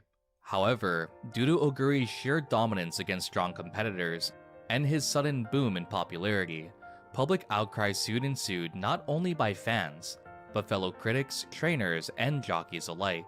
Petitions were signed, attempts were made, and negotiations set to mend the rules and allow horses who miss the registration date to still be able to show their talent against Japan's best in the classics. Unfortunately, Dude, Uma Musume, like, for their anime plots, they had an infinite amount of inspiration to take from. Like, they're all just based on real life events, basically. That's nuts. Why did no one ever think of that before? It's like brilliant. for Oguri Cap, he'd be denied entry to participate, the JRA refusing to mend these rules so suddenly. This didn't stop the public from pushing the matter, and the sheer support of Oguri Cap was so strong that the JRA could not simply sweep this under the rug. The pressure built up to the point where the JRA changed this rule in 1992, allowing racehorses a late registration into the classics, albeit... Dude, Japan loves blue roses. Apparently they are from Japan, or they were made in Japan. Oh my, shockingly historically accurate. Yeah, and they didn't even, like, they did a good job with it. Like, I think people liked it. Yeah. Wonder if the 80s, 90s was the golden age of JP horse racing? It looks like it because all of the stories we've seen so far are from there. It's like we're watching JoJo. Is there some more recent horse racers that are in Uma Musume? With a highly inflated price. This change would be referred to as the Oguri Cap system following its implementation. Iwamoto, TM Opero's trainer, was insistent to pay this hefty fine to showcase TM's capabilities against strong competitors. By this point, TM Opero had already met the requirements to join the classic races, having achieved a first-place finish at the Mainichi High on March 28, 1999. Takezono, due to TM's potential and Iwamoto's belief, would pay the 2 million yen fee to register TM Opero into the classics. The original plan was to train TM to compete in the Tokyo Yushun. This would mean missing the Satsuki show, which would take place on April 18, 1999. Takezono expressed concern with such a high-level race being so close to TM's Mainichi win. Once more, Oguri Cap's legacy would impact the trajectory of TM's career. Despite Takezono's doubt of TM's capabilities for the Satsuki show, Tsutomu Setoguchi, Oguri Cap's trainer, encouraged him to compete. And so, on April 18, 1999, TM Opero would enter the racecourse alongside his jockey, Ryuji Wada. TM would be placed against two strong competitors in this race, Narita Toproad and Admire Vega. TM, against all odds and at the disbelief of Iwamoto, would surge to the front of the pack within the final leg of the race, surpassing Vega and Top Road, claiming a win at the Satsuki show. This didn't only mark a major victory for TM Opera O, but also would be a moment in horse racing history. TM Opera O would be the first... Wait. Forever Young will be a new UMA in February in JP who's still racing? Oh. Wow, they're constantly updating it. I never even realized that they added an O to his name. Late registered horse under the Oguri Cap system to seize a victory at the Classics. This also was a historic moment due to Ryuji Wada, TM's jockey, being the youngest jockey in history to claim a classic victory. This victory, however, did come at a cost. What? TM had been badly beaten by the sheer amount of whipping Wada had given him in the final spurt. What? Iwamoto, displeased with this level of mistreatment, would scold Wada, resulting in a shift in his riding method with TM Opera. That's messed up. They called it a beating. He was whipping her that hard? I don't like that. That's kind of messed up.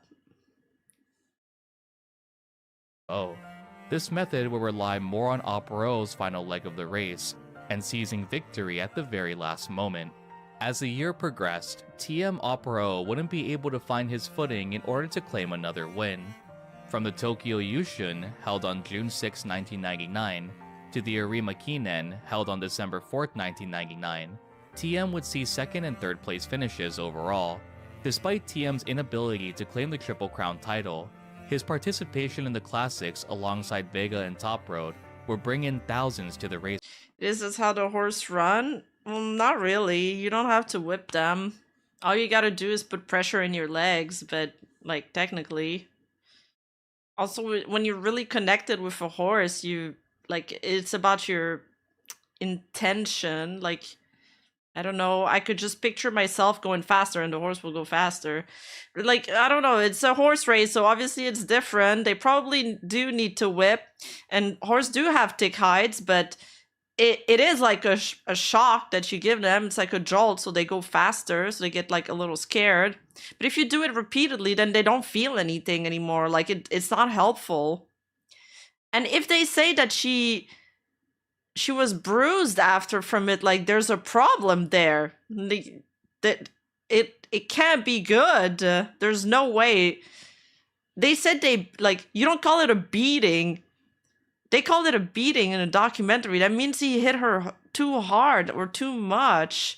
Also, I really don't like using the whip. I never want to use it, even with my slowest horse. That requires a lot of starting up. There are rules on how often you can whip the horse? Really? Remember, you are the horse, you go faster. True.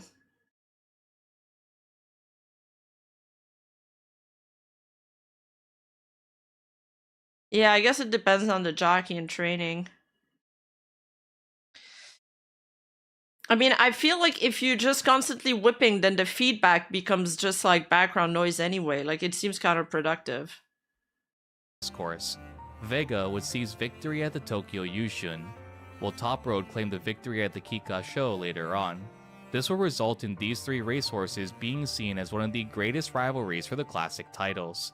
Clearly displayed in Road to the Top, the rivalry was definitely something that drew in crowds by the thousands. Despite the popularity of TM during 1999, the lack of victories frustrated Takezono, resulting in the demand to remove Ryuji as TM's jockey. Several losses were attributed to Ryuji's inability to make critical decisions as the race continued against strong competitors. For example, the defeat in the Kika show would be due to Ryuji's inability to properly pursue Narita Top Road and keep a lock on the first place position, resulting in a late surge and a lackluster performance. Iwamoto would stand by his pupil, stating that he'd retire training TM if Ryuji was replaced. Begrudgingly, Takezono will retain Ryuji's position as TM's jockey, ending his classic career in 1999. Though Takezono had doubt of Ryuji's synergy with TM, the following year would prove to shatter all expectations. Entering the new year, Ryuji would continue to jockey TM Opero from the beginning of his career all the way into retirement. TM's nickname, the Conqueror of the Century's End, would surface after an undefeated year of racing in the year 2000.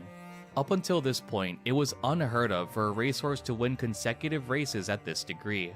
Each of TM's races were either medium or long distance tracks, having participated in every graded race possible in the year 2000. TM would also display a back-to-back victory in both the autumn and spring Tenno show, a feat only accomplished 2 times prior. These previous victories being with Tamamo Cross and Special Week. TM's wins of every possible graded medium and long distance race is still a record undefeated to this day. In addition, TM would set a record with 8 undefeated races in the year 2000, as well as the most G1 victories in a year being 5 in total. One of the most notable races for TM would be his participation in the Japan Cup, resulting in a first place victory. This would mark the 3rd consecutive win of Japanese racehorses, adding to the victories of El Condor Pasa and Special Week in the past 2 years. 2 lengths to make up, and here comes Fantastic Light. This is for the Emirates table. Michinogo hit the front. TM up low. The Japanese legend runs to them. Fantastic Light trying to get him. TM up low. Oh my gosh, she's gonna pass him. I keep saying she. Thrilling finish. Fantastic Light may be second from Michinogo either way. TM's exceptional performance would also allow him to set a record for the highest earning racehorse in history, taking home a total of 1.8 billion yen. This record would stand until 2017, when Kita-san Black would barely surpass it. Wow. These victories also showcase a strong bond between TM and Ryuji. Unsurprisingly, the undefeated year would lead many to see them as one of the most iconic jockey-horse duos in Japan. Okay. As beginning of a new era showcases, TM's dominating legacy would allow other strong competitors to be born to challenge his reign. These being Jungle Pocket, Agnes Tachyon, Manhattan Cafe, and an Uma displayed as TM's best friend, Meisho Dodo. Entering the year 2001, TM, much like his 1999 racing career, would see a mix of placements overall. Of the 7 total races he participated in during 2001, he'd only placed first in 2, with the lowest placement being his final race at the Arima Kinen. Originally, TM's trainers had planned to set the record for most G1 victories after the undefeated year in 2000. TM would have 7 total G1 victories in his career, tying the current record. However, Meisho Dodo would upset the chances of breaking this record by defeating TM at the Takarazuka Kinen on June 24, 2001. TM would retire following his race in the 2001 Arima Kinen, ushering in a new era of horse racing. TM's dominating race history will result in him being named Horse of the Year in 2000, and in 2004 he'd be— I wonder what makes them decide to retire a horse. Like, when do they know it's time? It really doesn't last long, their career. It seems like they race only for like a couple years, then it's over. It's like athletes, you can't do it when you're old. inducted into the JRA Hall of Fame. Unlike the other horses we've covered in past videos, TM Opero didn't see much success as he became a breeding stud in retirement. Being from a lineage of European horses, TM's career was a miracle in itself. TM's pedigree is suited for horses being raised and raised outside of Japan, and due to this, many of TM's offsprings were unremarkable in performance on Japanese racecourses. Sadly, due to this fact, interest quickly declined over time due to the unsuccessful offspring TM sired. For the remainder of his life, TM enjoyed retirement away from the racecourse. He passed away suddenly at the Hakuban Bokujo farm in Hokkaido at the age of 22 years old, after suffering a heart attack. Though his life had ups and downs, TM Opero is still regarded as one of the greatest racehorses of all time in Japan. Even with the inability to seize a Triple Crown, Opero had solidified his capabilities on the racetrack, earning record-breaking amounts and gaining the adoration of thousands. A racehorse who ushered in a new era. Yeah, 22-year-old must be pretty old for a horse. Personified as a prideful Uma with a love for racing and a desire to stand atop her competition. This was the story of TM Opero, the conqueror of the centuries. Okay, it's not the Did worst you way enjoy to this go. video, and who should I cover next? Be sure to let me know in the comment section down below. Thank you all for joining me, and as always, I will see you all in the next one. I feel like I've heard this guy's voice before, but maybe that's just the kind of videos.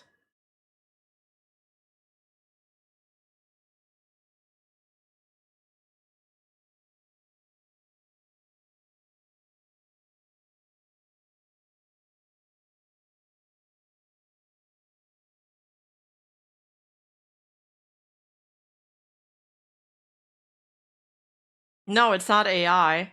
Yeah, the Golshi one, but it's not here. It's not on the channel. Is there another channel that covers these? I'm gonna look up one. Gold chip documentary.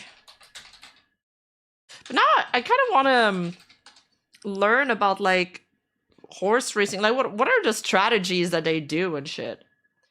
Gold chip, the biggest rage baiter of Uma Musume. This video has a lot of views. We could watch that.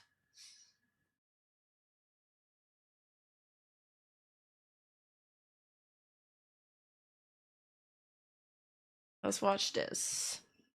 In the sprawling world of Uma Musume Pretty Derby, among dozens of legendary champions, one character has become the face of the franchise's unpredictable spirit. If you have seen any clips from the game or the anime, you have almost certainly seen her. The tall, gray-haired girl with a goofy grin. The one pulling pranks, breaking the fourth wall, and delivering a flying dropkick to her trainer. This is Goldshippu, or Golshi, as she is known to her legion of fans. And while she often seems like the comic relief, she is absolutely the comic relief. Her story is one of the most complex and fascinating in the entire series, because the anime girl who acts like the prankster is a direct, faithful translation of a real-life racehorse, a multi-million-dollar champion who was just as brilliant and even more chaotic than his fictional counterpart. This is the story of that horse, and how his career, his personality, and his incredible contradictions were perfectly reborn as a digital icon. Let's get into it. To really understand the legend of Goldshippu, you first have to accept that he was, above all, a contradiction. It's a On white paper, horse. The facts paint a clear picture of an elite champion, a 6-time Grade 1 winner with career. We've only seen brown horses Uma so far. This is the first like non-brown Uma. Earnings for a of change. nearly 1.4 billion yen. But the numbers never told the whole story, because alongside that breathtaking brilliance was a baffling, often maddening belligerence. He was a force of nature that operated entirely on his own terms. And the key to this puzzle, the source code for his unique brand of chaos, He's can be having found fun. in his bloodline. His pedigree isn't just a list of ancestors, it is a recipe for his entire personality. Let's start with his father's side. His sire, was a horse named Asmongold, a successful what? Oh, it's not Asmongold? A horse named Stay Gold, a successful competitor from the line of legendary American champion Sunday Silence. This bloodline is famous in Japan for two things: producing horses of immense, explosive talent, and that talent often being coupled with a fiery, difficult temperament. Stay Gold himself was known for his own quirks. Some fans even called him a terrorist on the race course. Golshi's own half-brother, the Triple Crown winner. Oh, I got a raid. One check.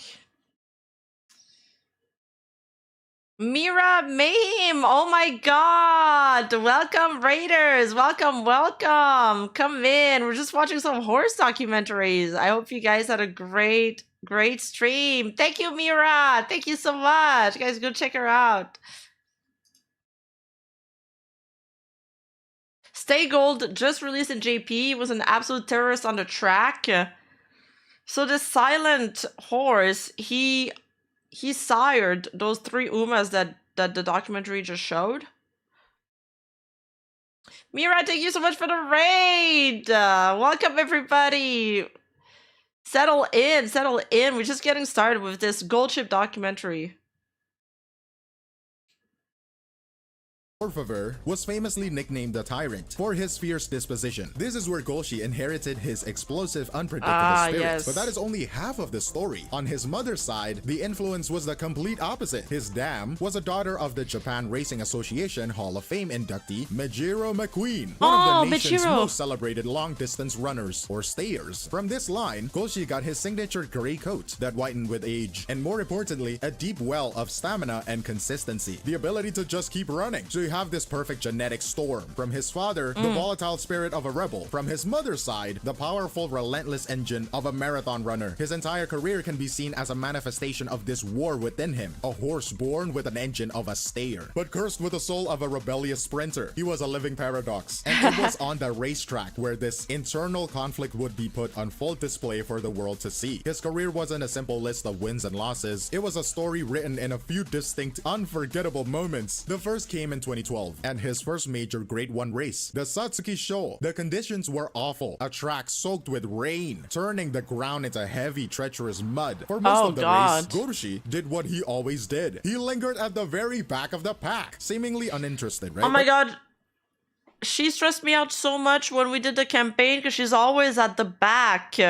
And sometimes she'd get boxed in. Often she would get boxed in. As the field swung wide into the final turn, trying to find a better footing on the outside, Gorshi did the opposite. He dove towards the inside rail, a path so rough and chewed up that every other jockey was actively avoiding it. With what can only be described as breathtaking power and balance, he warped through this treacherous path, gaining an immense advantage. Wow. From there, he unleashed a devastating charge down the straight, blowing past the entire field to win. This wasn't just a victory, it was a statement.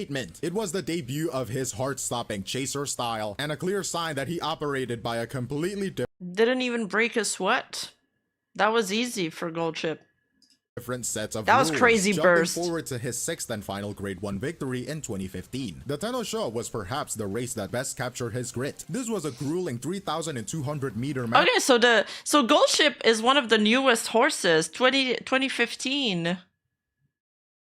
Marathon, a race he had tried and failed to win twice before. He was also recovering from a hoof injury, so expectations were mixed. He started poorly, as was his custom, am I right? Trailing far behind. True. But on the backstretch, he began a massive, relentless run, moving up through the field, and in the final desperate strides, he caught the leader to win by a mere neck. It was a victory of pure perseverance, and his jockey's comments after the race were incredibly telling. He said, "I was thinking of going front if he started well," which obviously wasn't the case. From there on, I just concentrated on following the pace and careful not to turn him off. That last part is the key. The job wasn't just to ride him, the job was to actually manage his psychology, to keep him engaged. This win was a testament to the delicate mental battle required to pilot him. These moments showed that when Golshi was in the mood, he was a nearly invincible force of nature. But the entire sport, and everyone who bet on it, would soon learn in the most spectacular way possible what happened when he was not. He's so goofy.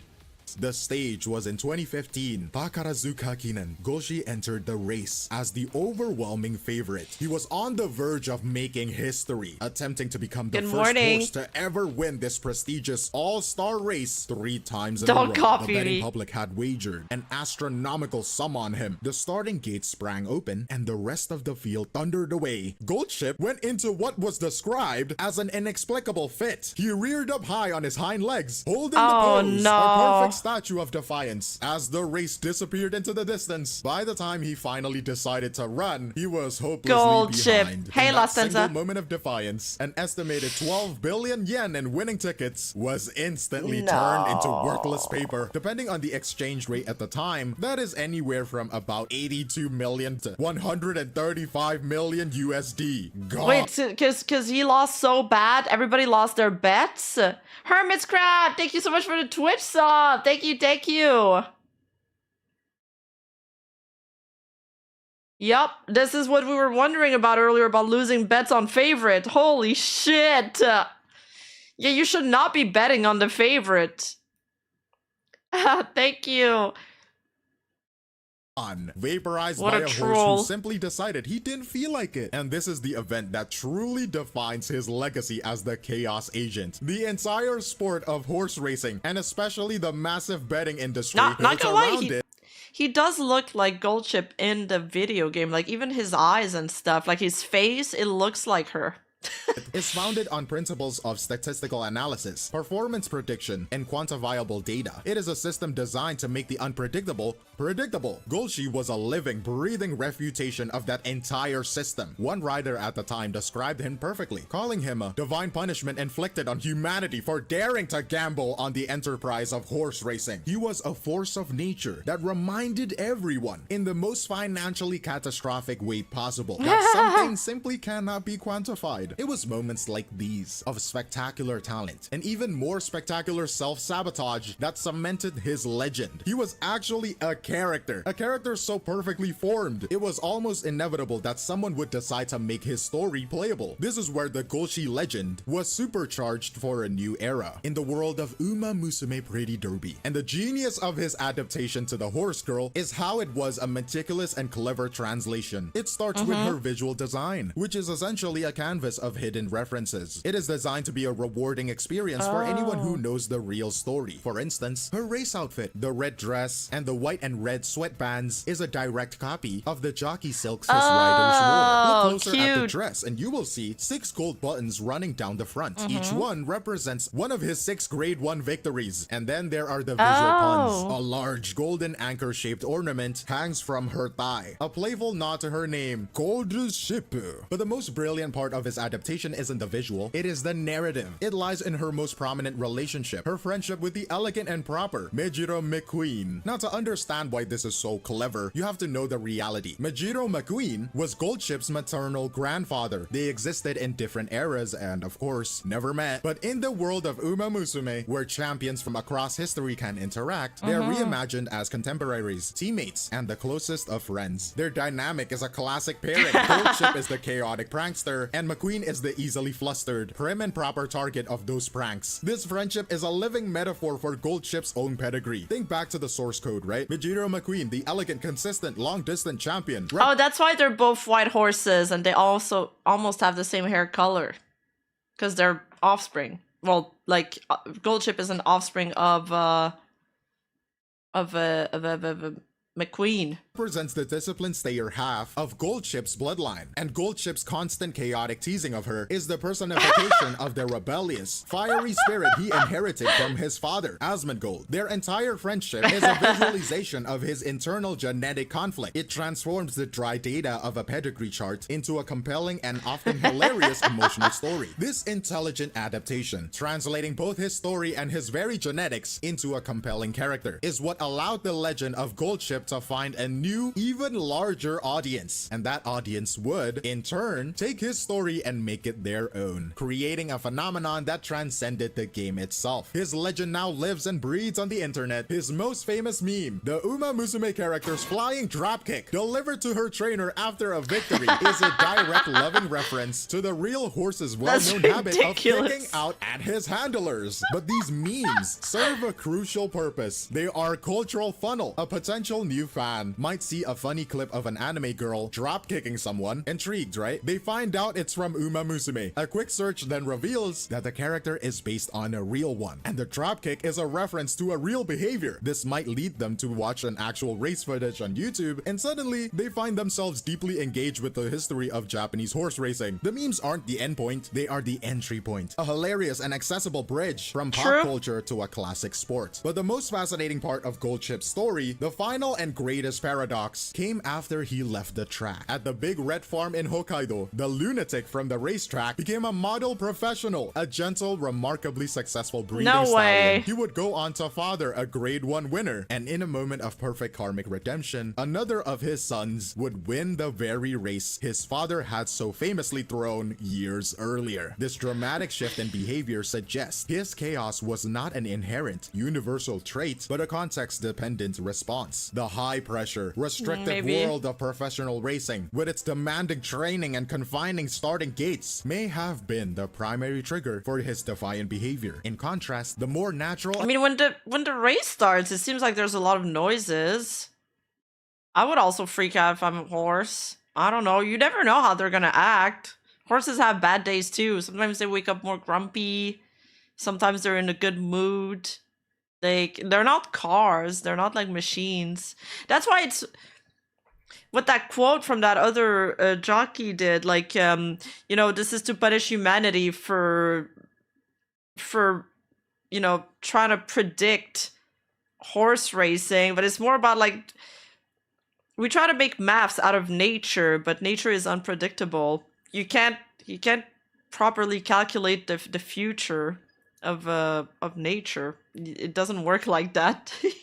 Environment of the breeding farm allowed a different, more cooperative side of his personality to emerge. This makes you reconsider the entire story. He wasn't just a chaotic horse. Perhaps he was protesting. This final layer of complexity is what solidifies his place. Yeah, sometimes horses just wake up with mood down, new conditions. Like, yeah, of course you train them, you do desensitivity training and all of that, but you never know. Again, like you never know how a horse is really gonna react. Like my horse sees mouses all the time or squirrels, and for some reason the other day he saw one and he freaked the fuck out. Like he jumped while I was on him. He also scared me. I was like, it's just a mouse. Not just as a champion, but as one of the most fascinating characters sport has ever produced. And in the end, that is the key to his enduring appeal. The perfect chaotic harmony between his two identities, the real horse and the fictional character. He was a character long before he was ever officially written as one. The real world thoroughbred's rare combination of... Oh, they're wearing that cute traditional Japanese outfit. That I bought one of those. I bought one of those in Japan. It's great for summer. Oh, crap, what is it called? I completely forgot. Elite, world-class talent, and a maddeningly defiant personality created a natural, compelling narrative full of triumph, failure, comedy, and drama. The Uma Musume adaptation succeeded so brilliantly because it didn't need to invent a personality. It only needed... No, it's not a yukata, it's a guy's thing. The one with the vents here, and it's a short paired with a top. I think it's a Jinbei. Yeah, I think it's a Jinbei. To faithfully and cleverly translate the complex one that already existed. The creators understood that Goldship's essence was his contradiction. They embraced his flaws as much as... McQueen's on the drums?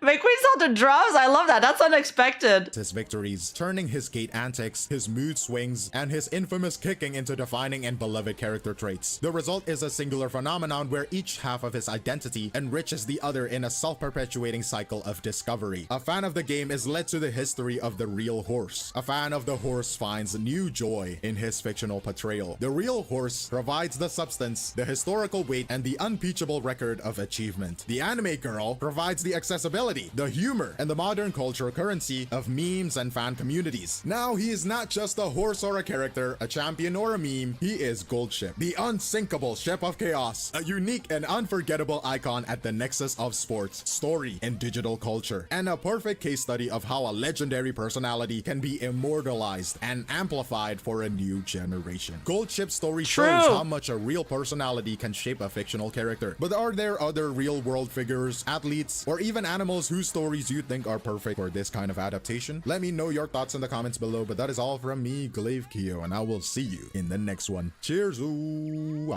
That was such a great video. Who is this person? Glaive Keo? Sub. Give us a thumbs up. 113 losses? Haru! Haru Urara? Haru Urara embodies never end on the loss, I guess. Can't go to sleep on a loss. Mujin covers the part where Goldship went to France for the Grand Prix. We gotta watch that one Mujin video on Uma Musume one day. Let's watch it. Let's watch that one. Is it a sad story though? I really like that Goldship video. I even like the way the guy made the video. I'm gonna send this to my editor. It's great.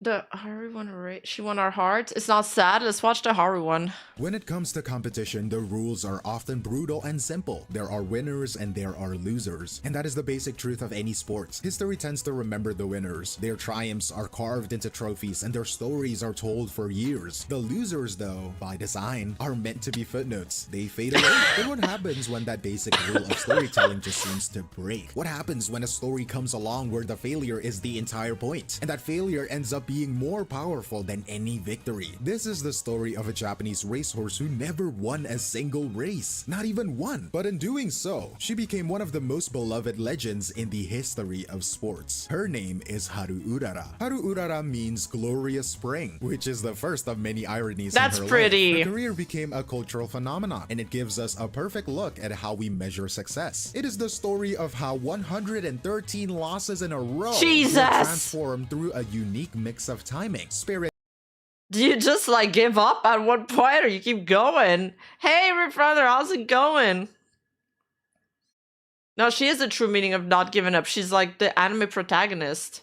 and technology into a powerful symbol of hope. It is a story that begins on a small local racetrack, captures the soul of a nation during the time of crisis, and then finds a bizarre and explosive second life in the video game, creating a connection between fiction and reality that nobody could have seen coming. But to truly understand her legends, we have to start with the numbers, because on paper they tell a story that makes almost no sense. The official record reads like a statistical anomaly: 113 starts with 0 wins. And to put that number in perspective, that's like my League of Legends resume. Stakes, physically punishing world of modern Oh my god. The average career is a brief flash. Maybe 25 starts before an animal is retired, and even the most durable champions, the titans of the sport, rarely see the starting gates 50 times. And to compete so many times is a testament to almost supernatural physical and mental resilience. It is Love a of the career game? relentless taxation on bone and spirit. A 6-year marathon in a sport of sprinters. To do it all without a single victory is what elevates her story from a curiosity to a profound mystery. So the immediate question is, how does a horse who never wins earn over 1 million yen? The answer lies in a quiet dignity of just showing up. In horse racing, the prize money, the purse, isn't a winner-take-all proposition. It is distributed among the top several finishers, and Haru Urara made her living in the margins by consistently trying her heart out. By occasionally battling her way into the 4th or the 5th place, she scraped together just enough to justify her keep. She was the embodiment of a blue-collar worker in a sport of aristocracy.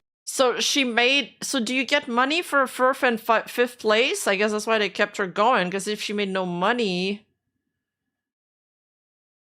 Earning her place not through brilliant victories, but through grinding, thankless persistence. Yep, okay. This reframes her entire career. It wasn't about failure, it was about a refusal to quit. Her trainer, Daimoneishi, the man who gave her the name Haru Urara, saw this spirit clearly. He acknowledged that she could be difficult, but he famously said, "There are horses that don't try very hard. Haru Urara would always try till the end." I like that they always put gold chips photo when he says there's horses that don't try very hard. Aww. World that quantifies value only in wins, he saw value in the effort itself. The final layer of this beautiful irony lies in her bloodline. She was not bred for mediocrity. Her sire was a decorated grade 1 champion, a king in the turf, who had Bro, you know they paid more than $1 million for that horse. Of course they gotta keep her on the track. They're like, you better pay me back my investment. conquered Japan's most prestigious races. She was born with the blueprint of a champion in her blood, and yet, when she was put up for auction as a young horse, nobody wanted her. She failed to attract a single buyer. Because she went unsold, the very farm that bred her had to train and race her themselves, unknowingly setting the stage for one of Japan's most unusual legends. Her destiny no was way. not to rule from the throne her So they didn't buy her for expensive. I was wrong. Fun fact, the Haru Urara manga was the first thing to be released for Uma Musume. Oh, they started with her story? I guess she is the golden never give up story. Thank you for the precious squad, Celtic. Thank you, thank you. Goldship never actually tried even with his victories. That's crazy. Suggested, but to become a symbol for everyone else. The ultimate underdog from her very first day. And She this quiet, is. stubborn spirit of persistence would soon find itself in the center of a national conversation. But a story like this, a paradox of relentless effort without reward, needs fertile ground to grow into a legend. And Haru Urara's story found its moment in the early 2000s, landing squarely in the bruised psyche of a nation. To truly grasp why a perpetually losing horse became a national hero, one must understand the pervasive atmosphere of Japan's lost decade. This wasn't a sharp, sudden crisis. It was a slow, grinding stagnation, a quiet dread that settled over the nation after the dizzying economic boom of the 80s had evaporated. It was a prolonged era of corporate restructuring and shrinking opportunities, Yeah, I'm shitty where the today. foundational promise of Japanese society, that unwavering diligence and loyalty to the system would guarantee a stable, prosperous life, had begun to feel like a cruel joke. Hold up though, Haru Urara in the anime and in the game has pink hair, but the horse isn't pink though. This fog of collective anxiety, a single unassuming racehorse became a beacon. After her 80th consecutive loss in 2003, a local news story ignited a national conversation. She was given a name that in any other context would be an insult, but here became a title of a profound endearment. Makegumi no Hoshi, a shining star of the losing team. She became an avatar for everyone who felt behind. Her struggle was their struggle. Her refusal to quit, her act of showing up to the track every single time, only to be defeated in the end, was a perfect heartbreaking mirror for a populace that felt it was running just as hard for just as little reward. Her on-track appearance only deepened this connection. She was instantly recognizable, often racing in a distinctive pink-colored horse mask. I love that! Oh, that's why they made her pink. Oh, because she uses a Hello Kitty cap. I did have a good Christmas. I hope you had one too, Midnight Rider, and thank you for the 100 bits. Thank you, thank you. This is so adorable. Okay, she looks very cute. I approve of the pink hair. Haru Urara is amazing. She is an inspiration. Adorned with a cheerful, almost defiant Hello Kitty patch. This touch of childlike innocence against the grim reality of her career created an image of a plucky, unbreakable spirit. This public embrace manifested in beautifully strange ways. There was the phenomenon of her losing betting tickets. In a brilliant act of linguistic jujitsu, the public recontextualized the stamp on these losing slips. The stamped word, ataranai, carries a double meaning. While it officially means to lose a bet, its characters can also be interpreted as to not be struck or to not be hit. People began carrying her losing tickets not as memorabilia, but as a powerful good luck charms to ward off traffic accidents. It was a way for the public to find a small victory, a tiny piece of control within a system that felt increasingly random and unforgiving, It's like she started a movement, forming an artifact of monetary loss into a talisman against physical harm. The Haru Urara boom was no longer a fringe curiosity. It was a legitimate cultural movement, cemented when then Prime Minister Junichiro Koizumi famously remarked, "I would like to see Haru Urara win, even just once." The horse is a good example of not giving up in the face of defeat. The phenomenon I'm rooting for her. Oh my god. I don't know why this is making me cry. It's not even sad. reached its dramatic, almost mythical climax on March 22nd, 2004. For her 106th race, Japan's superstar jockey, the peerless Yuta Katake, made a pilgrimage to the struggling, near-bankrupt Kochi racetrack to ride her. It was less a horse race and more a national communion. The small track was overwhelmed by a crowd of over 13,000 people, and the air thick with an irrational, desperate hope. In a stunning performative act of collective faith, fans wagered over 121 million yen on Haru Urara to win. And in a turn that was both inevitable and perfect, she lost. She finished 10th place out of 11. But in that loss was her legend's greatest victory, because that mountain of hopeful, illogical bets did not have to be paid out. A massive betting handle, the total sum of money wagered, single-handedly saved the Kochi racetrack from a financial oblivion. Her career's most concrete, impactful achievement was forged directly from her 106th consecutive Wait, it works like that? So it goes to the racetrack? If you lose, okay, if you lose the bet, it goes to the racetrack? So she actually did a good thing by losing. That's crazy. Yeah, she was a real hero, just in a different way. Wait, she is awesome! I have so much more respect for all these Uma Musume characters now. Oh, a part of it. Oh, that's why you guys said the house always wins. Oh. Feet. After her final race, her life after the track was marked by a brief period of uncertainty and ownership disputes. A sad but common fate for retired horses. But her story was destined for a happier chapter. She eventually found her permanent peaceful home at Mata Farm, where she lives to this day, famously sharing her pasture with her Wait, there's no wins in her story?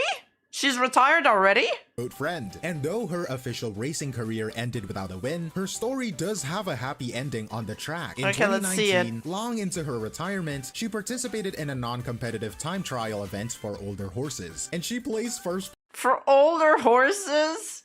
Oh my god, it's Polterdeath!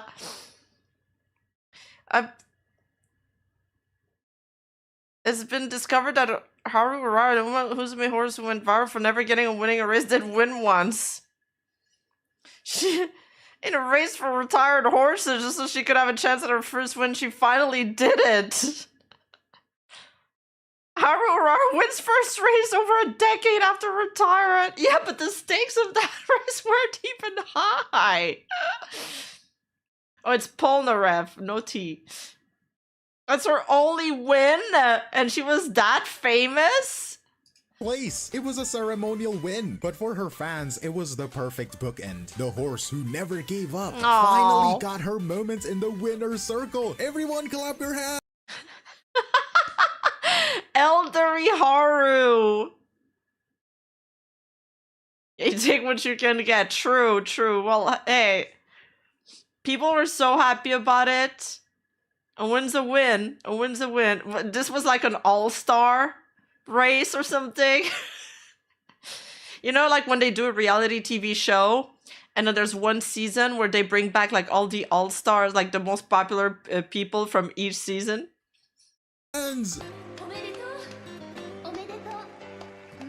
For years, that ceremonial victory was the final gentle grace note in her story. A quiet, happy ending for a beloved national icon. But then, a second, stranger, and far louder chapter was about to begin in the digital world. When the company Cygames was developing their ambitious multimedia franchise, Uma Musume, they made an early tentative attempt to feature her. In 2016, a short-lived comedy manga titled Haru Urara Gambaru, or Haru Urara Do Your Best, was released. It was a footnote in the franchise's history, a brief run that failed to capture a wide audience and was soon discontinued. Its subsequent disappearance has rendered it a piece of lost media, a fascinating false start that proves how elusive Haru Urara's particular brand of lighting in a bottle appeal was to capture. Her true digital resurrection would come years later with the game itself, and the care taken in her adaptation was immense. Her in-game character is a masterclass in translation. She is presented as a splendid mood maker, an endlessly optimistic girl whose design is a loving tribute to her real-life persona. The multiple band-aids she wears serves as a constant visual metaphor for her resilience, and her casual outfit, the blue overalls and pink bow motive, is an unmistakable callback to the iconic Hello Kitty character from her racing mask. But the genius of her adaptation lies far deeper than the aesthetics. It is woven to the very code of the game. The developers encoded her real-life limitations directly into her stats. She has an A rank on the dirt tracks and short distances she ran in real life. But for races on the turf and for long distance races, the domain of champions, she has a G rank. That is the lowest possible score. She is, by design, fundamentally bad for the game's most prestigious events. The game's story mode then weaponizes this flaw in an act of brilliant, if not cruel, Wait!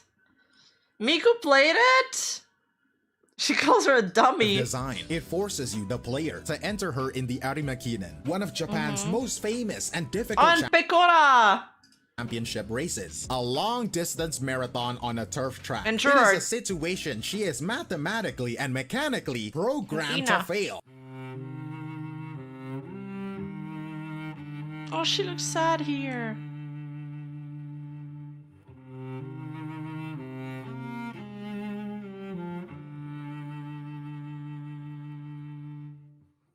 But what if you win? It is a monumental undertaking, a community-wide rite of passage that requires a fanatical devotion to overcome Really? the game's punishing mechanics. But if you Is it really that hard to make her win? Does anybody main Haru Urara? succeed through sheer force of will and strategy, you guide her to that impossible victory. You are rewarded with one of the most profoundly cathartic scenes in modern gaming. I'm gonna make her win. That's the next horse we're training. I've decided. Ouch, ouch, ouch, ouch. I just hurt my hand on my desk. She crosses the line, panting, her voice filled with disbelief as she calls out to you. Trainer, I got first place. I really won. And the crowd, they erupted in audible sobs. She did it! Urara finally did it! Confused by the tears, she asked the trainer, why is everyone crying? The trainer explains that they are tears of pure joy, that they are so moved by her triumph. Her face lights up. She doesn't want anyone to be sad, so she asks the crowd to smile with her. Turning to her fellow races, she laughs. I am so glad I got to race you all, and usually I only ever see your backs. The scene fades to white as the narrator declares, Haru Urara has finally raced. Haru Urara has finally raced on the stage of her dreams. It is an incredible moment of victory, a shared emotional peak for her entire player base. But even this unbelievable victory is not the end of her journey. The final ultimate challenge of the URA finals still awaits. And this powerful feeling, this profound empathy forged through a shared digital struggle, did not stay confined to the game's servers. It began to spill out into the real world in the most unexpected and tangible way imaginable. Players armed with this newfound affection discovered that the real Haru Urara was still alive, living out her retirement on a small farm, and they discovered a website where for a modest sum, around $40 US, you could sponsor a box of fresh ryegrass to be sent directly to her. What followed was a phenomenon the internet dubbed the ryegrass tsunami. It was a bizarre and beautiful act of reverse sponsorship. The donation website was flooded with so much traffic from a global fan base that it repeatedly crashed. Within a very short time, donations for Haru Urara surpassed 2,500 kilograms of grass. And to put that in perspective, that is roughly the weight of a small car in grass. It was a direct conversion of digital affection into physical sustenance. And in a beautiful unintended consequence, this overwhelming generosity had a ripple effect. One elderly horse could not possibly consume that much, so the surplus was used to feed other retired horses at the farm. The love for one digital character ended up supporting an entire real-life stable. This fan culture, however, doesn't just exist in grand, charitable gestures. It lives and breathes online. In a community built around shared emotion, it is a culture built on memes that functions less as jokes and more as artifacts of their collective journey. There is the powerful mantra, she never gave up, so why should I? Which has become a genuine touchstone of communal encouragement, used by players as motivation for their own real-life struggles. And then there is the visual meme, a constant stream of wholesome fan art depicting the game character comically buried under, sleeping on, and eating from enormous piles of ryegrass. It is a humorous self-referential feedback loop where the community celebrates its own absurd and wonderful act of kindness. But this sudden global fame came with real-world complications. The small, quiet farm where Urara resides was suddenly facing an influx of pilgrims from all over the world. Dude, I gotta go back to Japan and visit those horses. That's so Kusa, what does it mean? I love that sentence from that meme he showed. The she never gave up, so why should I? Okay, I'm gonna need a Haru portrait now, a Haru inspirational portrait in my office. Oh, Kusa is grass? All wanting to visit the living legend they had come to adore. This created a logistical nightmare. In response, the farm had to implement a strict reservation system, with slots that when opened, filled up almost instantly every time. The situation becomes so unique that the game's developer, Cygames, took the unprecedented step of publishing an official guide on their website titled Etiquette for Visiting Retired Racehorses. It was a list of common sense rules. Don't make Contact the queues above for ZATSU Information Center discovery visits are possible. Detail and time of visit. Follow the instruction provided by the staff working at the stables. Do not enter stable building, grazing land without permission. Do not shout or make loud noises. Never touch the horse. It's extremely dangerous. Smoking is prohibited on stable land. Not use camera flashes. Never feed the horse. loud noises, don't feed them unauthorized treats that had to be formalized. It highlights the surreal logistics of managing a living media property and the fascinating blurry line that emerges when a fictional product has a direct and significant impact on a real, living being. It was a modern problem that demanded a very modern solution. But when you take a step back and absorb the whole sprawling, improbable story, you realize that Haru Urara's legacy was never truly about horse racing. It was built on something far more potent and far more human. Even though she's a horse, her story stands as the ultimate proof that success is not a synonym for victory, and that the most enduring legacies are often measured not in trophies or prize money, but in the hearts they managed to capture. In other words, she may lost the race, but she won our hearts. Her career is defined by two perfect paradoxical victories. The first was on the track at Kochi, where she saved her home for financial ruin by decisively losing her 106th race. The second came decade. That is crazy. I didn't realize it was her home turf too. That's amazing. Wow, like she was that popular. Let that sink in. She was that popular and she never even won a single race in her career. All she did was win like a honorary race and retired. But while she was like in her career, she was still that popular because she became a symbol. Like, wow, that's a legend. Later, a victory achieved by her digital ghost, inspiring a global wave of generosity that provided real material comfort to the living animal. One victory born of defeat, and the other born of fiction. And the true genius of Uma Musume was not simply in retelling her story, it was in creating an interactive vessel for her spirit. A system where a new generation could not just witness her struggle, but actively participate in her quest for True, redemption. it's also very impressive that she ran that many times. I forgot about that. It forged a powerful positive feedback loop between fiction and reality that is as rare as it is beautiful, transforming passive empathy into active engagement. In the end, she was entered in 113 races that were on paper unwinnable, but the one unwinnable race she was in all along, the race for a permanent place in our collective memory, was the one she won in a landslide. Her story is a quiet but profound testament that the true Haru never lost because she won our hearts. Of a life is found not in the glory of the results, but the unwavering, indomitable, and glorious spirit of the struggle itself. This is one of the most fascinating and positive examples of a modern fandom interacting with its source material. It makes you wonder what the line is between appreciation and intrusion, and how other franchises could learn from this. I'm curious to hear what you all think, but that is all from me, Glaive Kyo, and I will see you in the next one. Cheers! Wow, what a great video. That's... Uma Musume has done so much. I have a newfound appreciation for Haru. I didn't really like her model in the game, but now knowing her story, I like her a lot more. She passed away September 9 this year, I think. No! 07. Rest in peace, Haru. She'll go to horse heaven.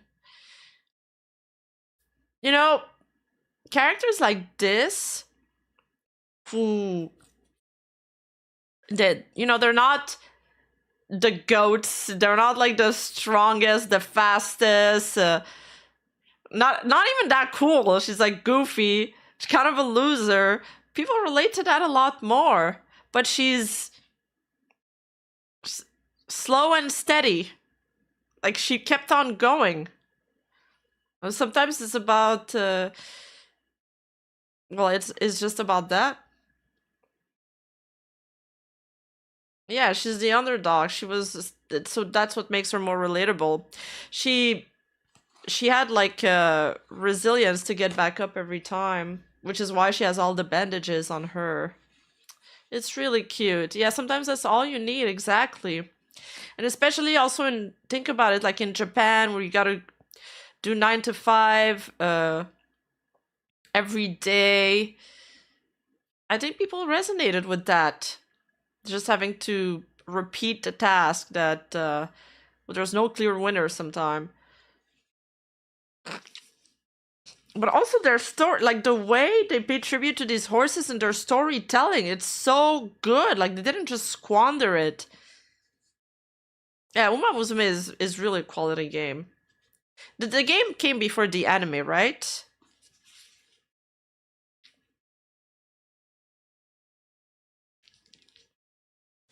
I like that all the other horses in the franchise are like, you know, like winners with a big history of winning, and she's just like, and then there's Haru, and they decided to kickstart the series with her. They liked her story more.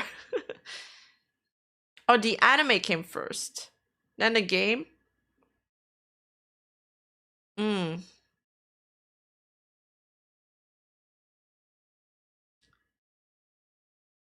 A lot of people re-downloaded the game the day she sadly passed away to make her win. Oh. The anime was supposed to promote the game, but the game was delayed. It shows that they put a lot of care in the game, though.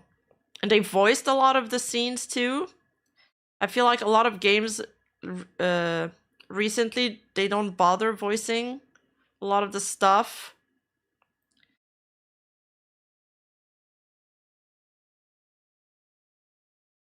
Did the sponsors get triggered when the game hit global, or just when the game was released in Japan?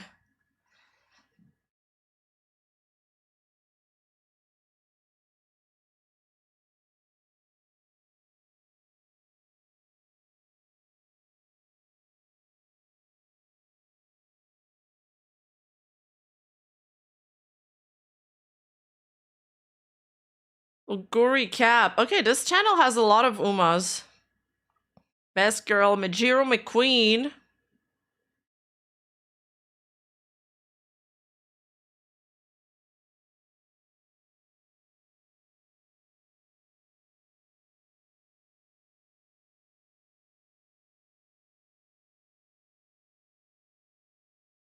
Oh yeah, Uma Musume won Game of the Year, didn't they?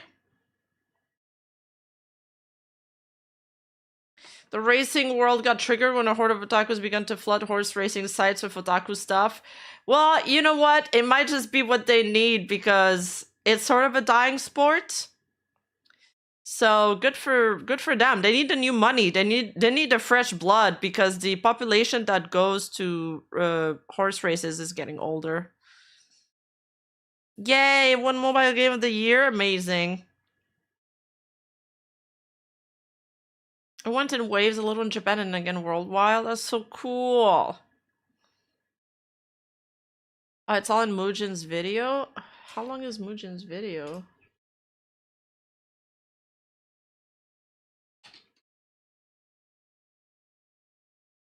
I wish it was more popular in Canada. I want to go to some horse races.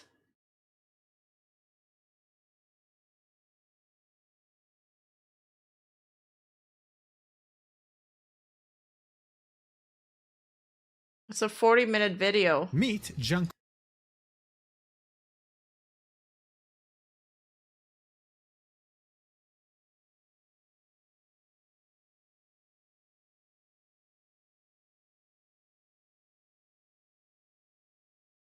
Cygames revived horse racing that was dying in popularity, though.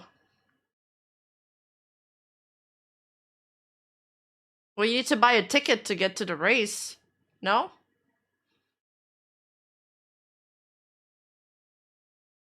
Kui He, a Chinese scientist who had created a genetically modified baby, breaking every ethical law regarding genetic research and being sentenced to jail for 3 years back in 2019. After being released, he would somewhat disappear for a while until he got access to social media, most namely Twitter. And in classic supervillain fashion, he would tweet out, "Every pioneer or prophet must suffer," while staring intently at the camera, all while continuing his genetic research like nothing had happened.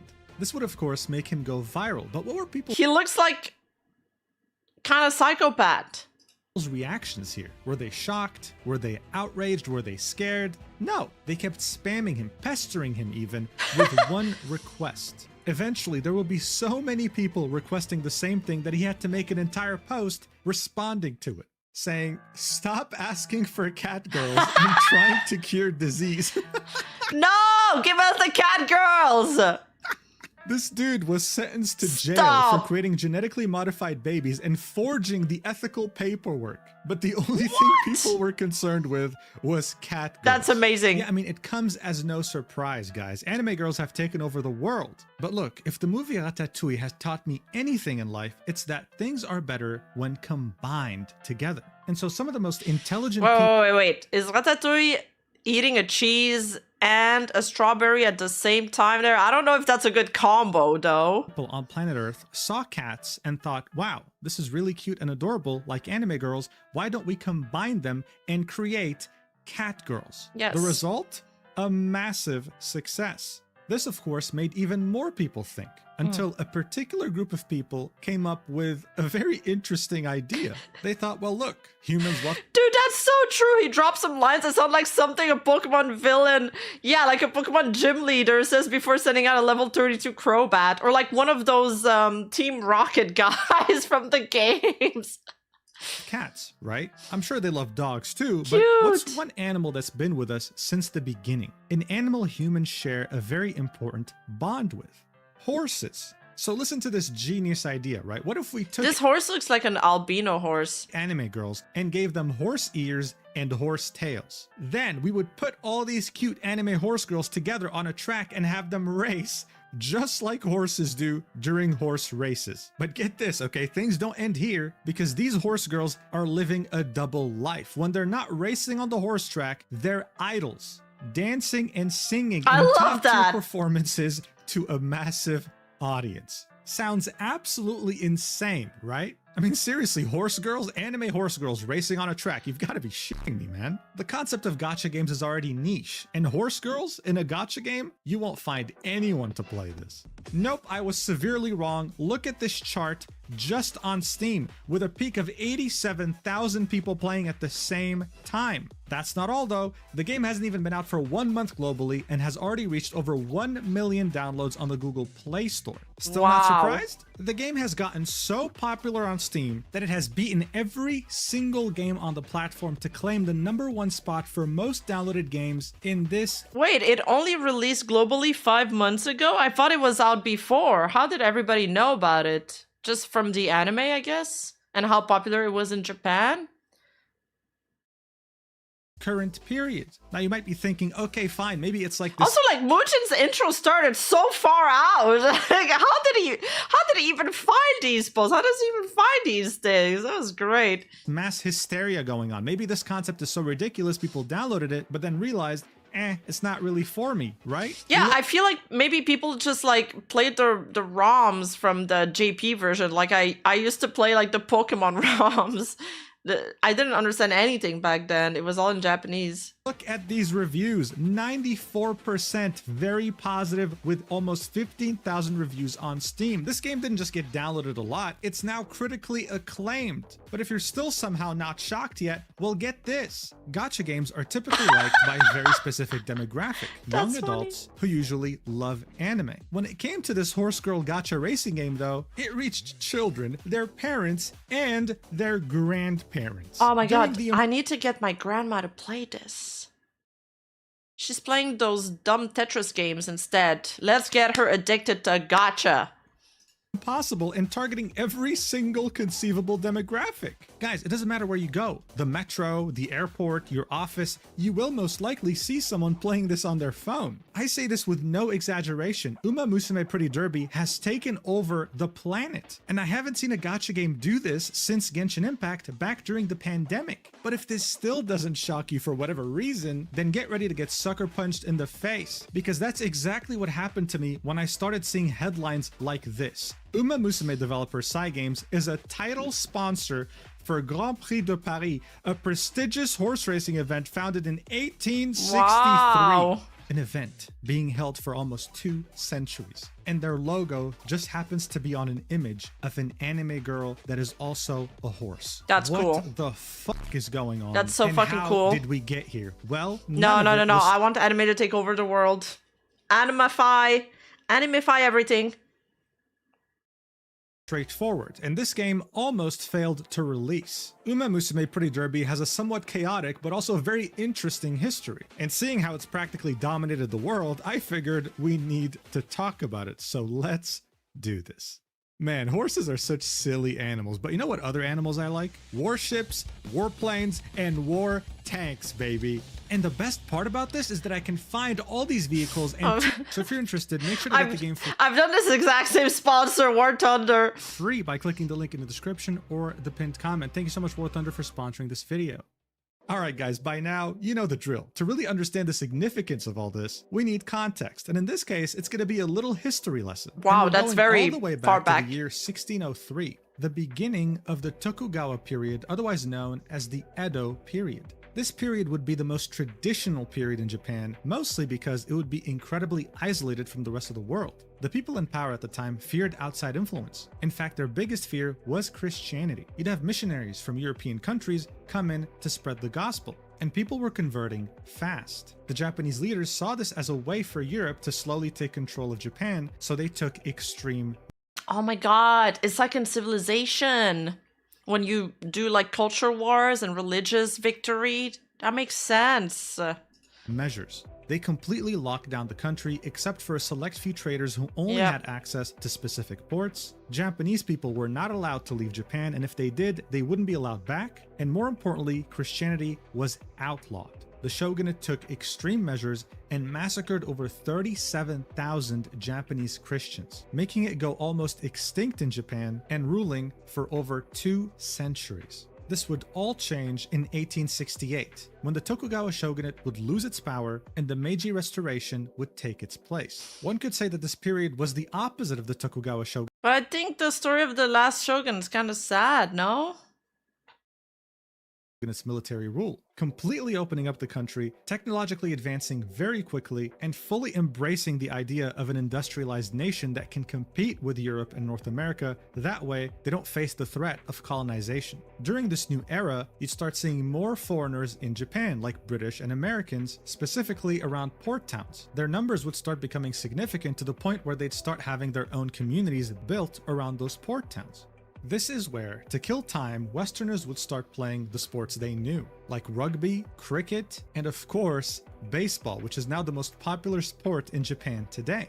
But according to the 500-page book titled Routledge Companion to Sports History, which outlines the origins of sports all around the world, horse racing in Japan was introduced as early as 1862 by those same Westerners, and within just 8 years, the first jockey club in Kobe was formed in 1870. You see, the Japanese, much like the It was a Western sport that came to Japan, but then Japan's the one that's doing it the most now. The world also had a special connection to horses. They also loved the idea of entertainment, so they latched onto the sport very quickly, as you can see from this old drawing. Japanese people are on their horses about to race, but the people Dude, there's this one meme about like, anime characters' hairstyles, especially samurais, and then they all had that shaved hairstyle that looks, I'm sorry, but it looks horrible. It's like, the little guy in One Piece, there's the little guy that turns into a dragon. What was his name? Momonosuke or something? And his hairstyle is also horrible. Organizing it can be seen on the left here, and they're foreigners, they're Westerners. Today, it's seen as a prestigious sport, with the Japan Cup having some of the highest prize pools on the planet, and the Japanese taking the sport very seriously, wanting to compete on even footing with foreign horses. Right now, the prize pool for the Japan Cup is about 8.3 million. Yeah, it's their honor, but like, I prefer the vagabond hairstyle. Oh, it's to keep them from a heat stroke when they put on their helmet? But can't they just like cut them shorter or something? With first place claiming $3.8 million. And even though horse racing was seen as such an important sport in Japan, there was a problem. Interest was kind of waning. When you go to a horse track, you'd mostly see men who are in the older demographics. You wouldn't see teenagers, young adults, kids. I saw I went to a Japanese museum and I saw some real samurai attires with helmets and stuff from the 18th century. It was crazy. I found out what makes stories interesting. Real danger isn't about the world exploding. It's about the hearts at risk. You wouldn't want someone to die, but you'd want them to die as a bad... You don't want them to die as a bad person even less. Yes, as a bad person. Yes, yes, yes. Not there. That is very true. Take it for the 20s. I think good stories is also about... It's about how it's internal or external situations putting pressure on the characters, and then how the character reacts to those pressures. Do they double down on their worldview? Do they question it? Do they come out as something else? And sometimes what does these situations make the characters do? Sometimes it can be something as little as buying them another day, a mercy, or making a different decision than they would have made prior to that. But yes, people resonate with the hearts. It's not about the danger. It could be perceived danger and still hit as hard. Kids or even women that much. In a way, if things kept going this way, then the sport would have probably died out in a couple of generations. It was simply seen as too old-fashioned. But all of this would change when a particular studio came up with a ridiculous idea. I don't recognize any of these horse girls. None of them are in my game except Special Weeks. An idea, actually, that almost ruined their company's reputation and potentially could have bankrupted them. I'm of course talking about Uma Musume Pretty Derby. Cyber Agent is a Japanese company that was founded in 1998. They started out as a digital advertising company, but in 2011 they decided to expand in the ever-growing video game market. This is when they would create Cygames, a video game development studio. Cyber Agent would own the majority of the shares of Cygames, but sell a few to other companies, like for example, Nintendo, who owns 5% of Cygames. They would go on to create some pretty well-received games, like Shadowverse, a digital collectible card game, and of course, Grand Blue Fantasy, which was critically acclaimed. I heard but of that, arguably, Cygames' most important game would end up being one of the first ones they'd ever release in 2011, titled The Idolmaster Cinderella. Okay, I don't know that this one. This game would be a part of the massive franchise known as The Idolmaster, owned by Bandai Namco, with the first ever game coming out in 2005. Many games for this franchise would release, and in 2011, that's when Cygames would release The Idolmaster Cinderella Girls. They made this on behalf of Bandai Namco. What was special about this game is that it was made for mobile phones back in 2011. Namco was seeing the rise of mobile games, and so that's when they asked Cygames to help. The premise was... Ooh, so they specialize in good mobile games. No, I've never heard of them. Simple. You'd collect a bunch of idol girls and you would train them, raising their stats through lessons. You would then be able to do a number of things, like customize their outfits and even spend money on cosmetics. I would have loved that game. There would also be many different mini games, including a multiplayer game mode where you can fight other players. The player with the most stats wins. Overall, it was simple, but extremely successful. This game was earning more than 1 billion yen a month. What? Back then, that was around $13 million. It was revealed that more than 75% of players who got the game chose to pay for either in-game items or energy in order to play more. And according to this article, in August 2012, the game had made 9 million USD. Open the which floodgates. is more than the cost of developing the game. This game was making more money monthly than it cost to make. And all it did was just feature a bunch of idols that you trained, upped their stats, and got them different outfits. But you see, Bandai Namco is truly taking this franchise to the next level. It started as an arcade. Everything's gonna be mobile in the future, isn't it? Like, are we even gonna have consoles? Anyway, the consoles are all getting dog shit. Damn. I hope we still have PC games. The Samurai Museum, it was in Kyoto. It was a ninja and samurai museum. That's what it was called. Game, they made a mobile game, and they also made a manga as well as an anime that adapted that same manga. They were essentially using this franchise to build a media empire, and it was working very damn well. They would continue to hire more... Thank you for the Chini Alfredo. Dude, your name always makes me want to eat fettuccine Alfredo.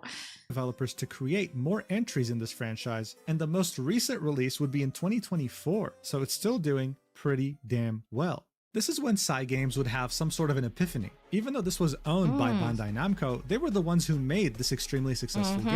And I mean, it made sense. Why wouldn't a game like that be a success? The idol industry in Japan is probably one of the biggest, most successful industries in entertainment. It involved finding someone young with talent, absolutely destroying their lives with ridiculously rigid training, and extremely... Dude, I was just thinking of that today while driving my car listening to the Backstreet Boys, but like, can we bring back groups to the West? Bring back groups. Those were the golden age. Like, just...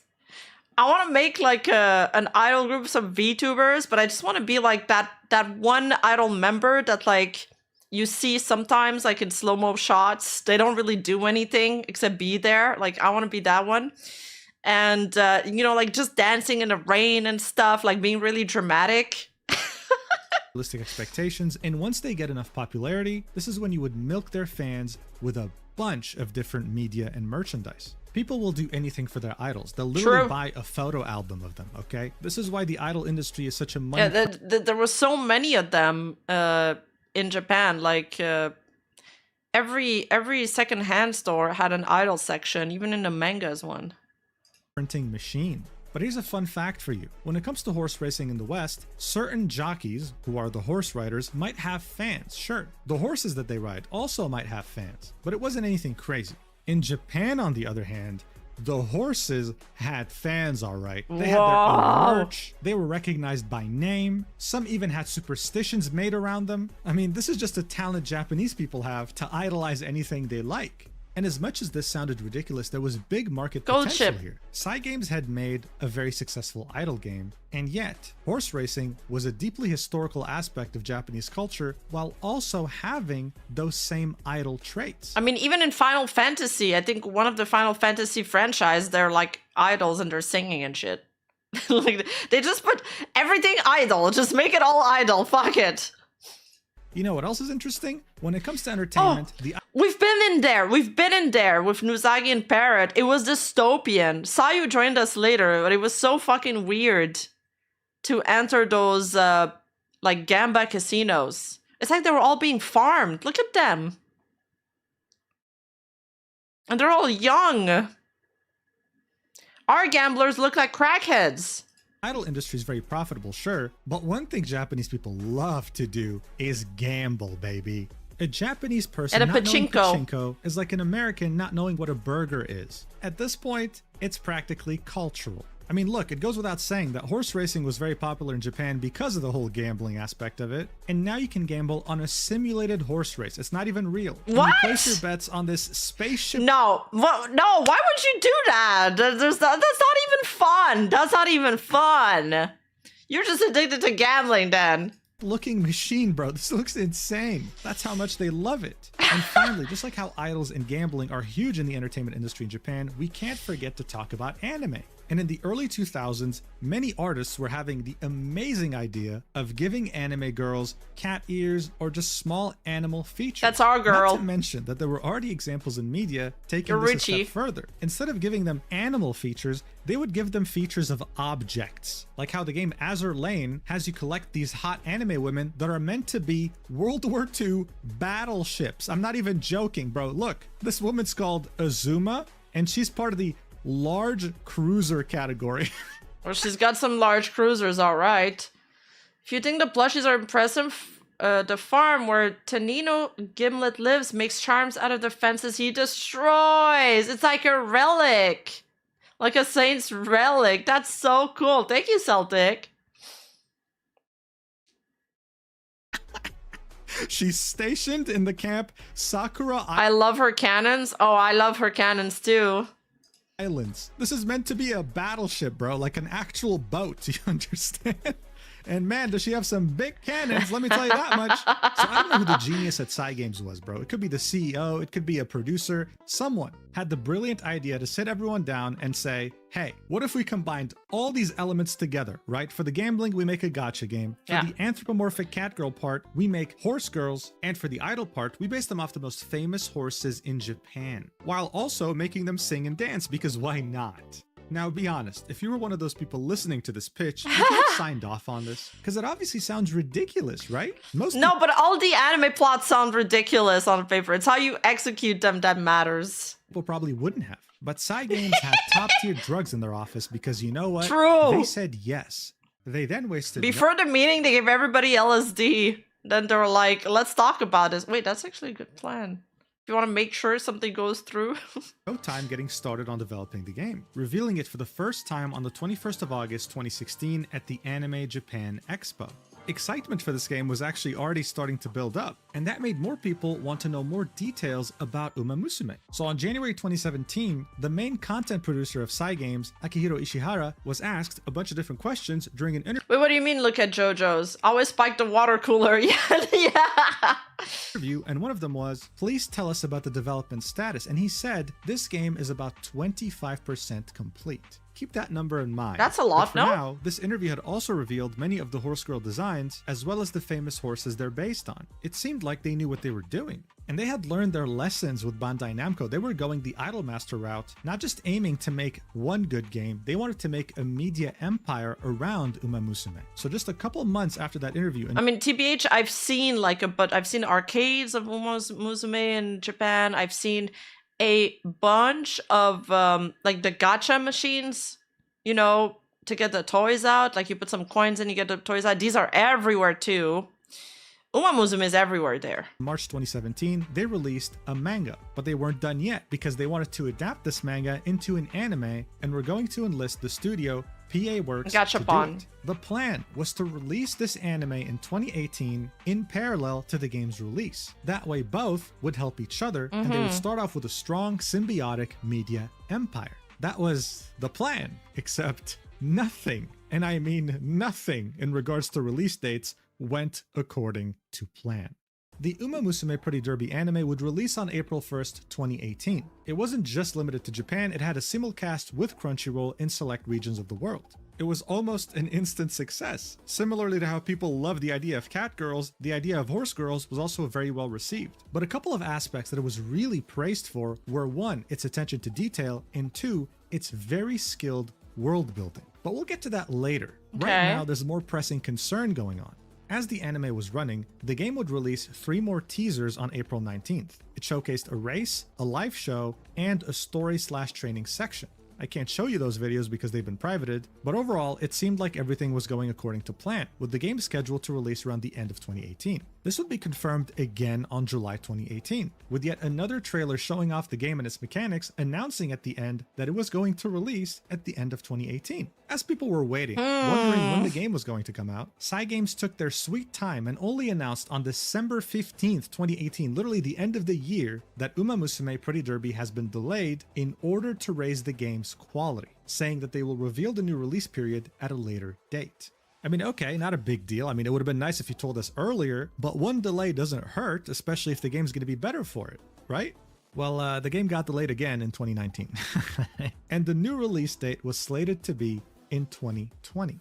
Now, Cyber Agent is a publicly listed company, and just like any publicly listed company, they would have shareholder meetings. So in their third quarter shareholder meeting in 2020, they re-emphasized to their investors that Uma Musume Pretty Derby I want to invest in that company. I need to sell my Hololive stocks and move them to Cyber Agent. was going to be released in 2020, confirming that fact. Just a couple of months earlier, in May 2020, the managing director of Cygames confirmed yet again that Uma Musume Pretty Derby was releasing in 2020. But then, we got to December 2020 and the game was nowhere to be found.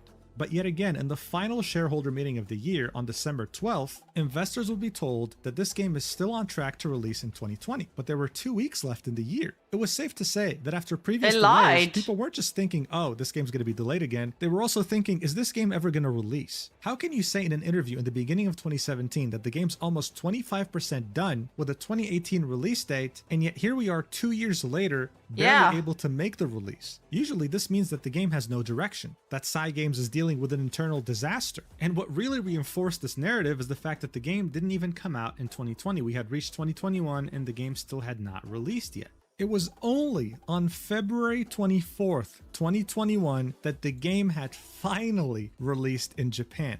And while it was cool that the game had finally come out, people didn't really know whether to be excited or worried. Especially with how Cyberpunk 2077 had released just a couple months earlier, and even though it's been delayed multiple times, had one of the worst launches in history. But you know what? As hard as it was to believe, this was not the case with Uma Musume Pretty Derby. People were so addicted to the damn thing, they couldn't stop playing. It's so cute! The gameplay loop definitely took inspiration from their work on Idolmaster. Your horses, or horse anime girls, would have 5 different stats that you would train them on. You'd also have many different minigames and many ways to interact with your roster.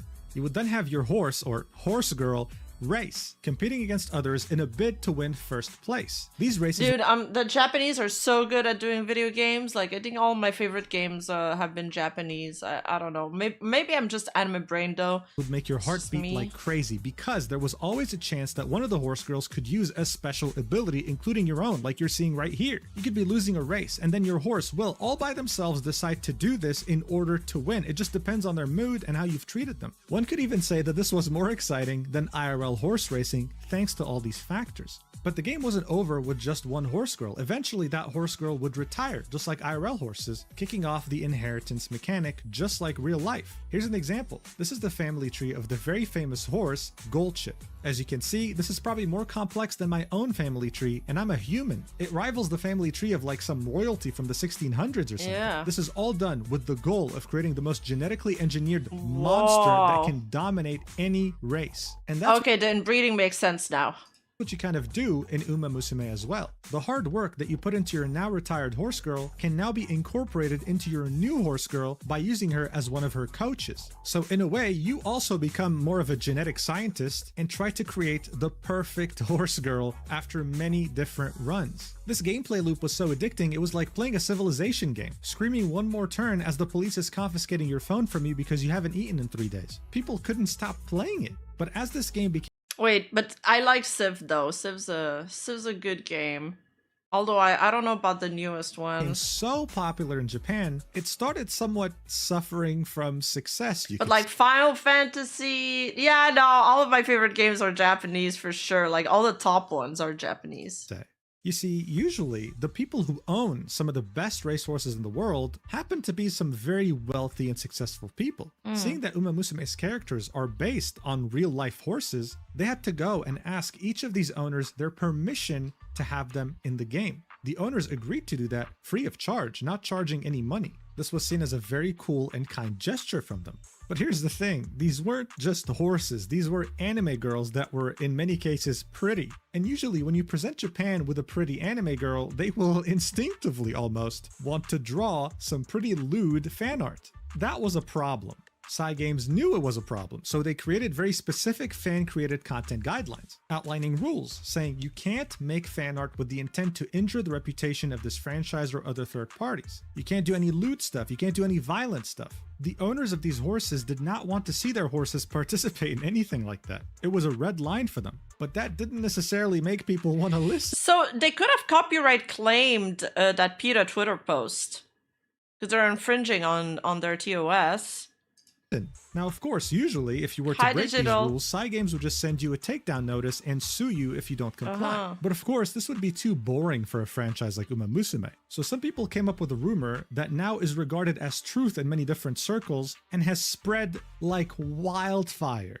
If you draw any lewd art of Uma Musume girls, the Yakuza will knock on your door and hurt you.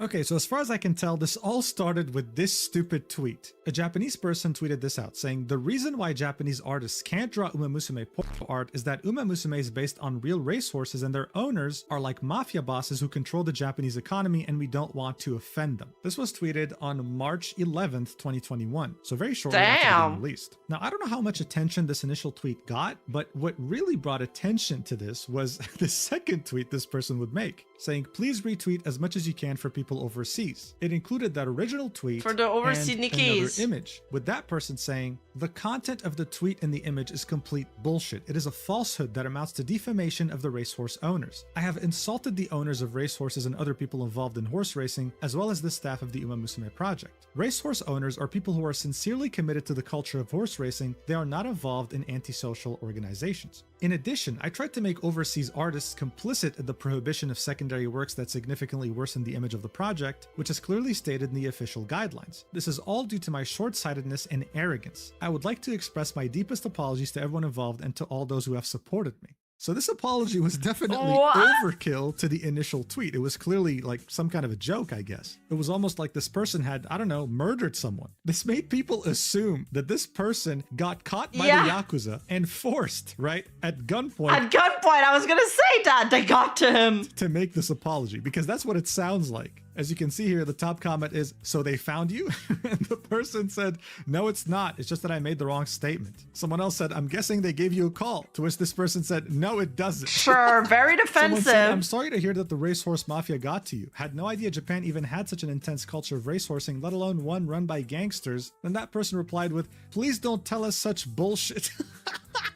This person was so easy to troll. And this eventually got posted on Reddit, ironically saying, "Turns out old-fashioned Yakuza are alive and well in Japanese horse racing industry. They're sending goons to stop doujin artists from making drawings of Umamusume project characters." All of these events have resulted in this becoming a full-fledged meme. Whenever someone mentions, "Man, I'd love to draw these characters in lewd poses," someone always comes in and comments, "Hey man, you don't want to do that. The Yakuza's gonna get you." And while it's funny, it's gotten a lot of people to actually believe it, especially overseas. But the truth is that Yakuza doesn't own any of the horses, and that gambling is heavily regulated by the JRA, the Japanese Racing Association. So no, if you draw lewd art, the Yakuza aren't going to knock on your door, but you might get a DMCA notice from a lawyer. Yeah. But regardless, Yakuza hiccups aside, this game was making bank. In 2021 alone, even though they released 1 month after the year had began in February, they had made over $1 billion.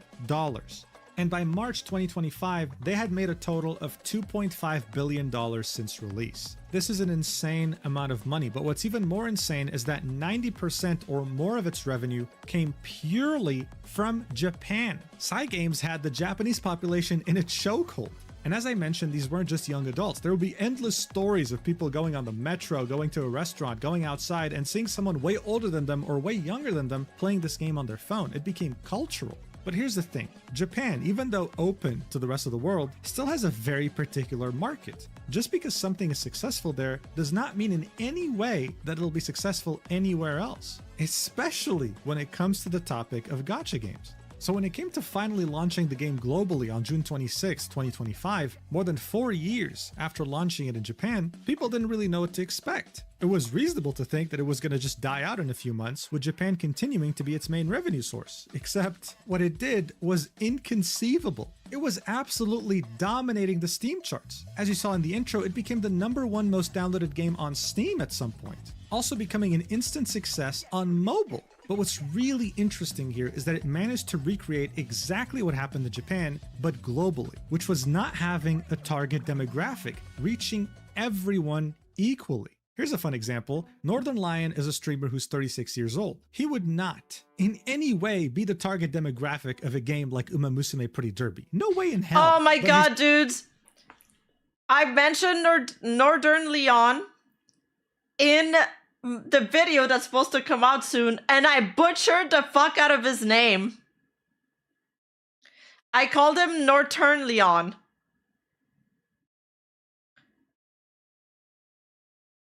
I just did again. I cannot pronounce his name.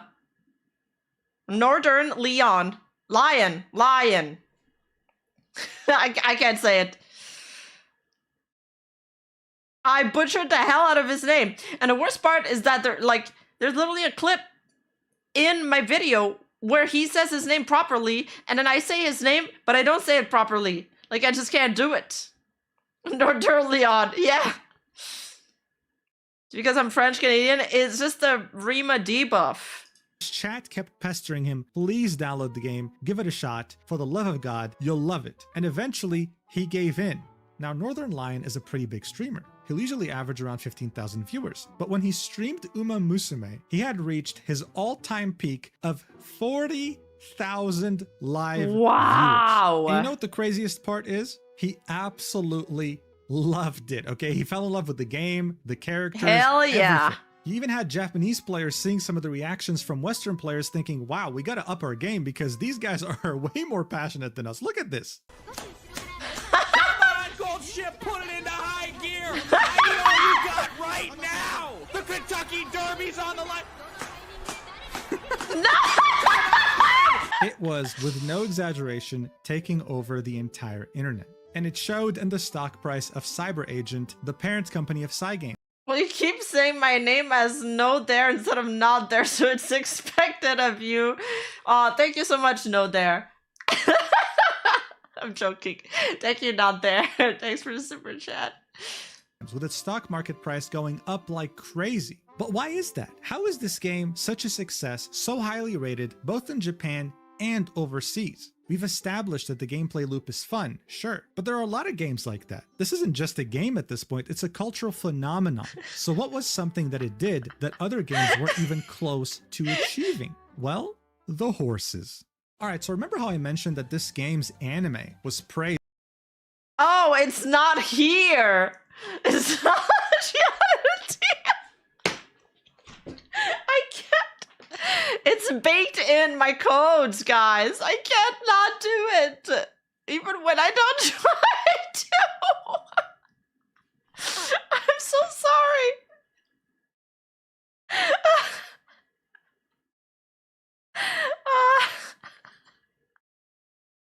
I can't read. What is wrong with me? Yeah, that's why I tweeted. What's it called when you're smart but everything you do is fucking stupid? For having immense attention to detail and world building. Well, the game was very similar in that regard too. Oh Seeing man. that all these anime horse girls were based on real life horses, Cygames did their homework and examined every single horse and its very specific personality, incorporating all these aspects into their anime character. But that's not all. When it comes to the world of Uma Musume, many things in there were based on real life locations, like racetracks and areas around it. We're talking anything from train stations to the convenience store where the horse girls buy their carrots. This wasn't just attention to detail, this was making landmarks out of IRL locations and attributing important history to them. Additionally, this world wasn't just made in like one evening. It made sense, and that's because its world building was very well made. Horse girls in this world are seen as a different type of species. They're treated as well as humans, there's no discrimination, and instead they have a real place in this world. With certain gadgets, for example, made specifically for them. Look at this extremely long phone. It's to accommodate her horse ear and her mouth. I mean, look at this stupid seat right here. It's made specifically for horse girls so that they don't get uncomfortable with their tails. There's even historical landmarks in the anime, like how there are Moai statues on Easter Island with horse girls. They even took famous Japanese horse racing paintings and converted them to accommodate the world. As you can see, these are horse girls racing here. So from a world point of view, this already made sense. The attention to detail was there. And so when it came to the actual personalities of each horse, guys, they couldn't have done a better job. For example, one of the most famous horses in Japanese racehorsing history is Goldship. This is a horse who ran 28 races and won 13 times. An incredible record. But what really made Goldship famous is that he was an absolute diva with a ridiculously unique and rage-baiting personality. In 2015, Goldship had a total of 12 billion yen betted on him. People were confident that he would win just like he won his other races. What we got instead was the day known as the 12 billion yen incident, when he would do this. Watch.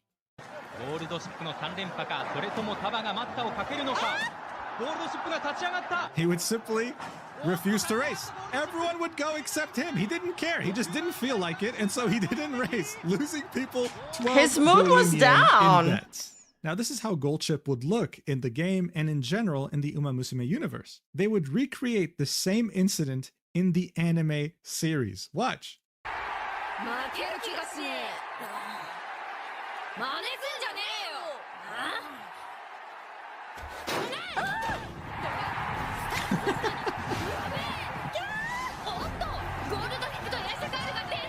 And just so you know, they brought back the same... I didn't notice that Air Shakur didn't leave the race in the original one either. exact woman who was casting that day to voice in the anime. Guys, the attention to detail is ridiculous. Really? So seeing that Goldchip was an absolute diva, yet at the same time very skilled, Cygames made sure to incorporate that into Uma Musume Pretty Derby. She'd be very skilled, very talented, and yet would have crazy mood swings, refusing to train, and sometimes, even though having the best stats, would just refuse to race. Like, they're not giving a single shit. This eccentric personality would so accurately be translated into the game that it would create a new overseas fan club for this IRL horse. I mean, look at this. This is a video of Goldchip in retirement, literally just hanging out. It has over 2.2 million views. This is just a horse hanging out for 2 minutes, not doing anything except fooling around. That's how much of a sensation he became because of this game and his history. I mean, look, most people would have just stopped there and moved on to a different topic, but not with me, you won't. Goldchip's personality wouldn't just end with him being a diva. He would also be one of the most successful breeders, with a successful mating rate of 99.1%, having over a successful mating rate of 99.1% is crazy. Dang, it's a crazy sentence. 500 children, with a few of them becoming absolute champions. Wow, he had a lot of sex in his retirement life. Well, good for him. Good for you, Goldchip. In fact, according to some staff, after he would finish mating with a mare, she would then refuse to mate with anyone else but Goldchip. That's just how good he is, man. Wow, once you go Goldchip, you never go back.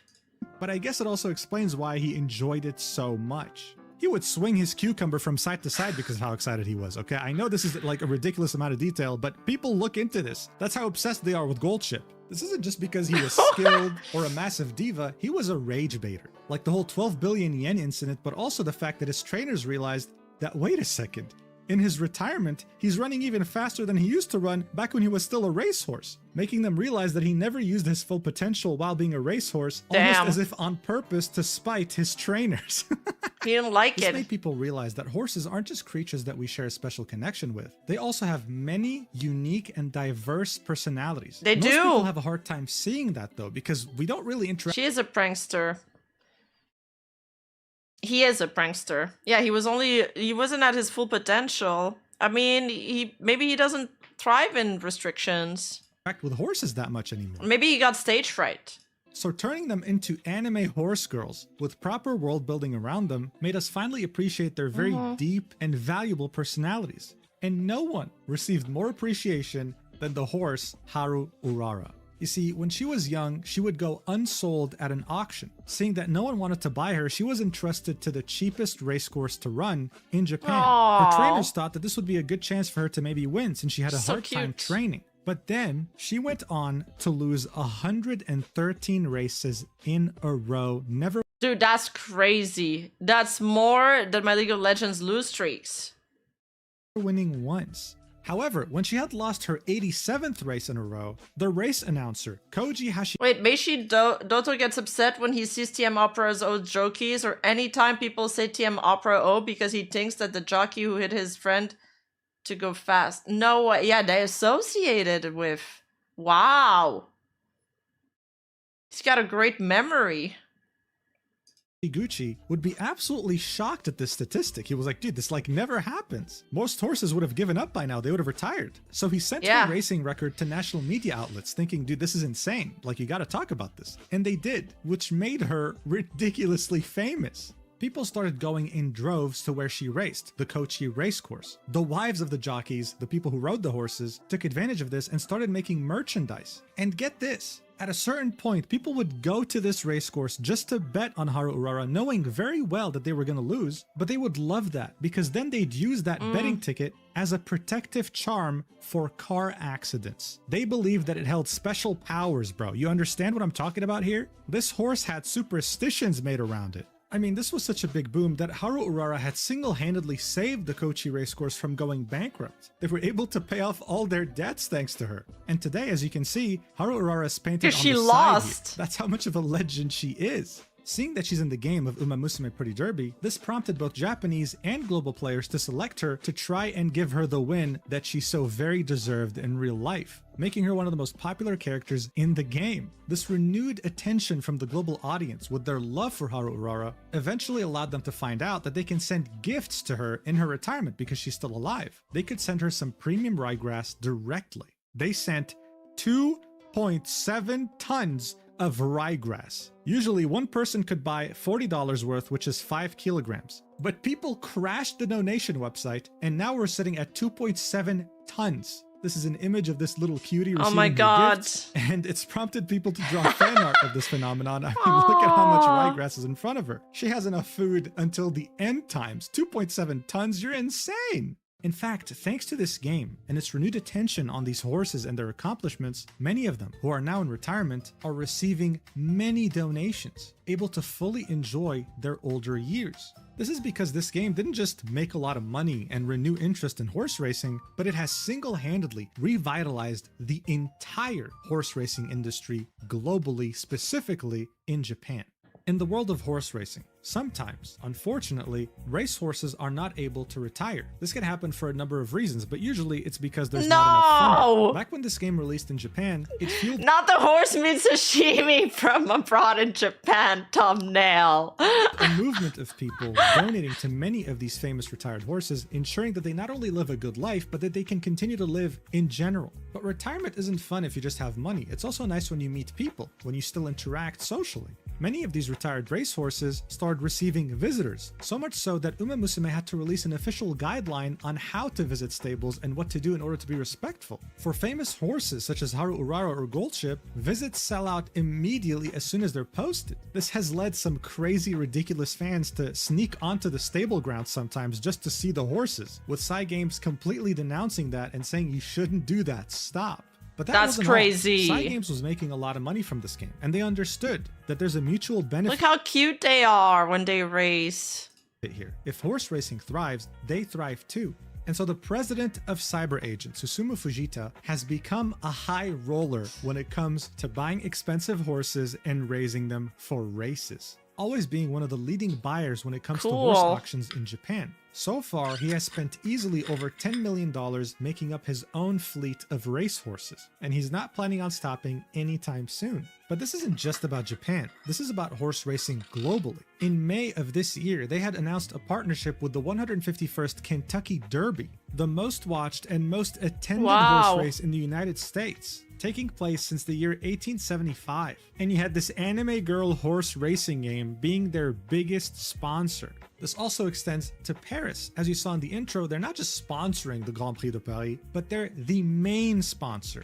And I mean, look, if you show me an image of horse racing, I probably would think, oh, cool. But if I was a young person and saw a poster like this, I think, whoa, whatever this is, I want this. Where can I get tickets? It's an extremely mutually beneficial partnership. Additionally, racehorsing merchandise has had a boom in Japan ever since the game had come out, truly turning this into an animal idol industry. These dolls, for example, they sell out like crazy. It's actually very hard to get them, especially if you're outside of Asia. Actually, I think they're keychains, but you get the point. Cygames was essentially— Scalpers must go crazy with those. Essentially making a lot of money from this, but they were using it for good things, making this industry a better place, helping treat retired horses even better, and in general being a positive force in the community. This reminds me how at some point Hoyoverse, the creators of Genshin Impact, had invested in a nuclear fusion reactor, and in 2024 it became operational. Who would have thought that you spending money on characters in a gacha game was going to end up somehow in a nuclear fusion reactor in Singapore? Overall, this industry is revived. It's back. Audiences now feature women, young people, middle-aged people, demographics that horse racing usually wouldn't be able to reach. This has already been happening in Japan, and I'm sure it'll start happening globally thanks to this game. It is a lottery system because Azehara was saying that he wanted to go to a race horse in Japan, and he said that he had to enter the lottery, and he won it, and he got to go, which is pretty cool. I can't help but laugh when I say this, but it's true. This anime girl horse racing gacha game has somehow been able to single-handedly revive this entire sport while somehow making the world a better place.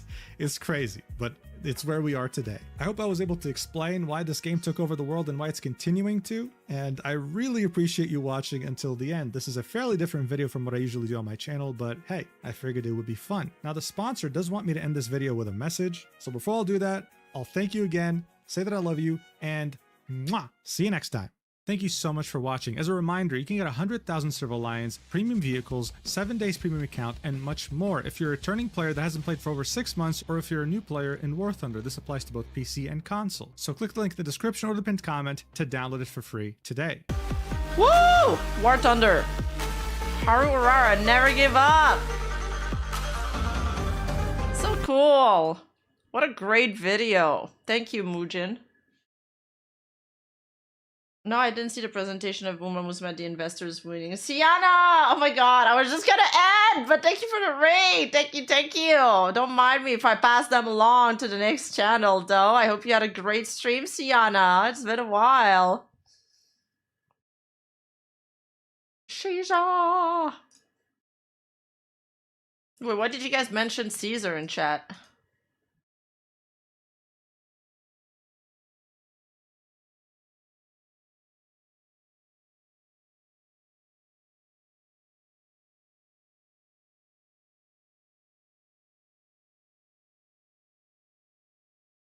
Oh, my mod, Kaiser.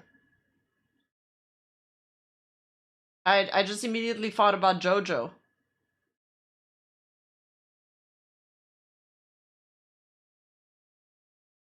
Oh, Yomi's live. Let's send you guys to Yomi.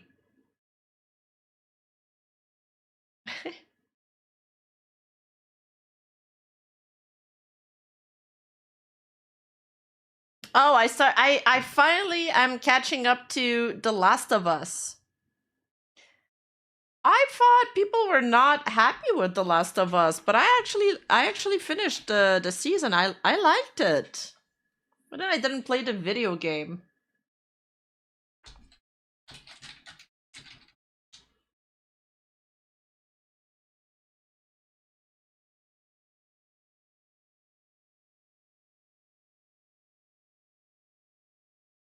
Oh, it's because I didn't play the game, that's why. That was my theory. I was like, maybe because I didn't play the game and they must have deviated from like the storyline, probably.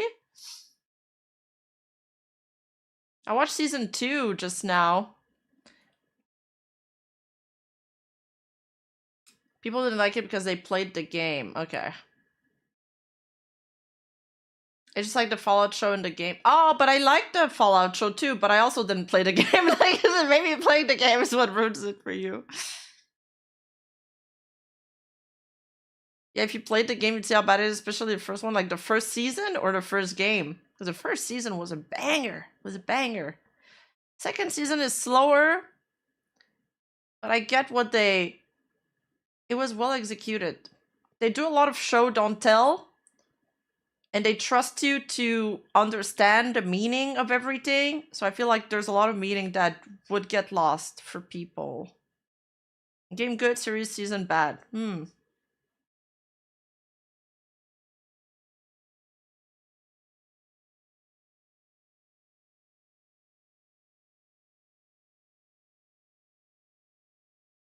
Interesting. Anyway, if you guys have any other good shows to watch, let me know. Otherwise, I'll just keep on watching JoJo. It's still, yeah, true. It's still better than the latest Witcher season. People hated the second game also. Oh, okay. I mean, yeah. Oh yeah, Cinderella, great. Wait. Let me write it. Because I'll forget. Is it actually good? Like, is it well rated? I don't like bad shows, but then you guys will disagree because, you know, what I like, you guys didn't like, but...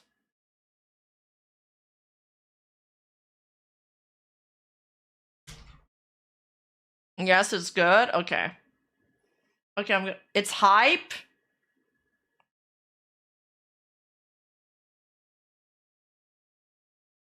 Oh, it's an anime! It's an anime. I thought it was like a live action.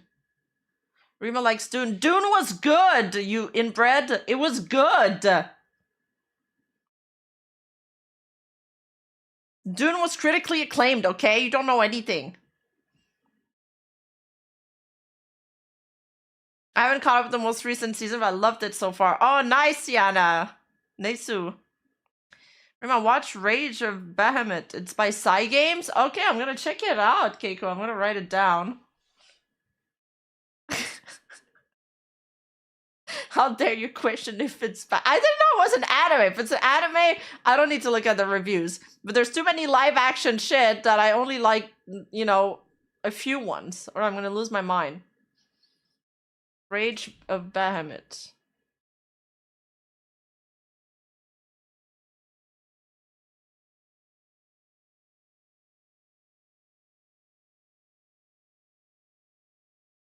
Lynch Dune. No, Lynch Dune was overhyped, okay? It was like iconic because of the fashion back then. But I watched the movie and it wasn't that good. It was kind of weird. The new Dunes are way better. The second Dune wasn't that good, but the first Dune was better.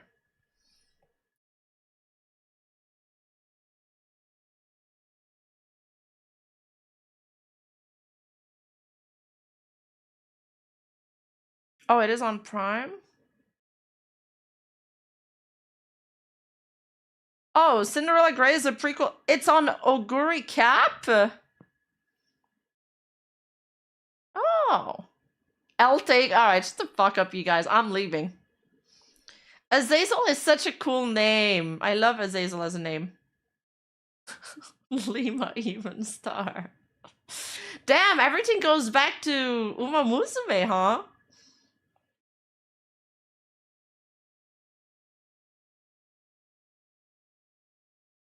Yeah, the Dune 2 movie didn't live up to the expectations.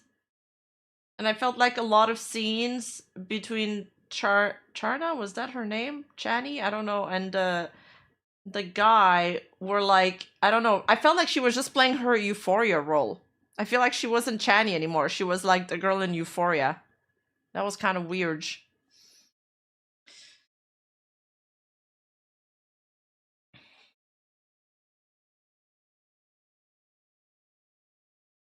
Anyways, I'm gonna go eat. I ordered some it really, because they kept showing gold chip with pork konkatsu. Well, with pork katsu, I ordered some because I really wanted some. Yes, it is DoorDash. But it's either that or I eat a can of pasta for the third day in a row.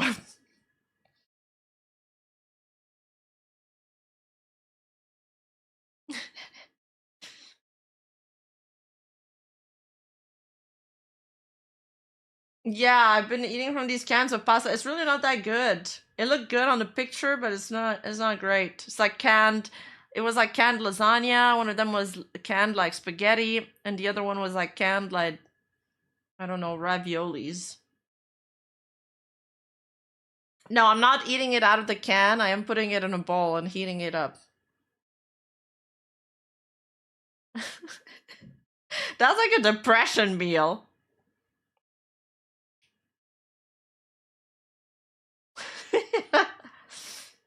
I am getting a real meal today.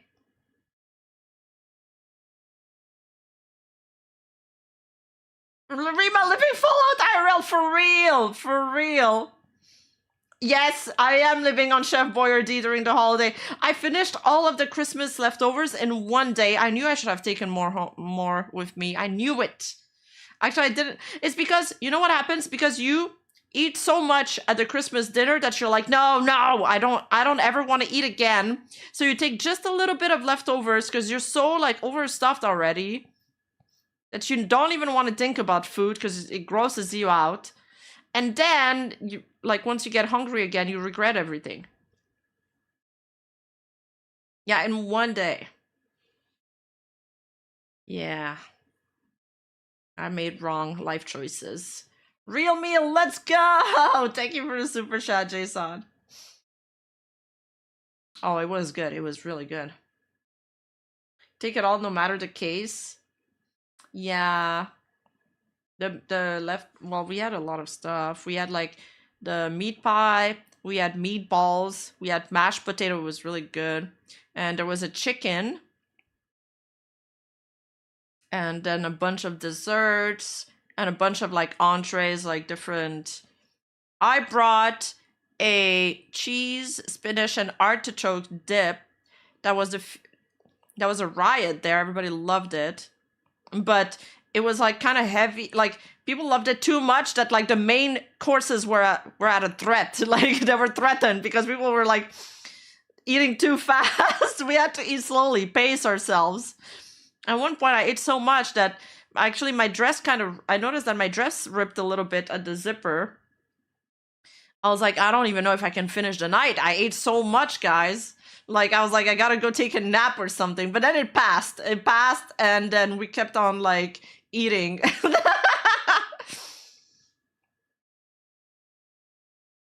I was like, I thought I was gonna pass out. Like, it was really bad. Like, I was like, I gotta leave. I was being all dramatic and stuff. Like, food coma. Yeah, I had food baby. We ended up like doing karaoke, dancing with the family and stuff till like 3 a.m. It was the most fun Christmas dinner ever. We didn't even do anything different. I think it's because somebody brought a punch, and that punch was really, really good, but it was also, there was a lot of alcohol in it, and I think it turned the mood up like instantly. Like everybody was more animated than usual. I think it's the punch. The punch was the secret ingredient that made this Christmas dinner more lively than all the other ones. We laughed so much. We played like some games. We like split the party into 2 teams, and we made games like where we competed against each other, like guessing games. It got so competitive. It got so competitive. It was so funny. And my dad, all he does is troll. Oh my god, my dad and my mom are both trolls. And they're both, like, I was at a disadvantage because I had both my mom and my dad on my team. So it was fucked from the start. But it was kind of funny.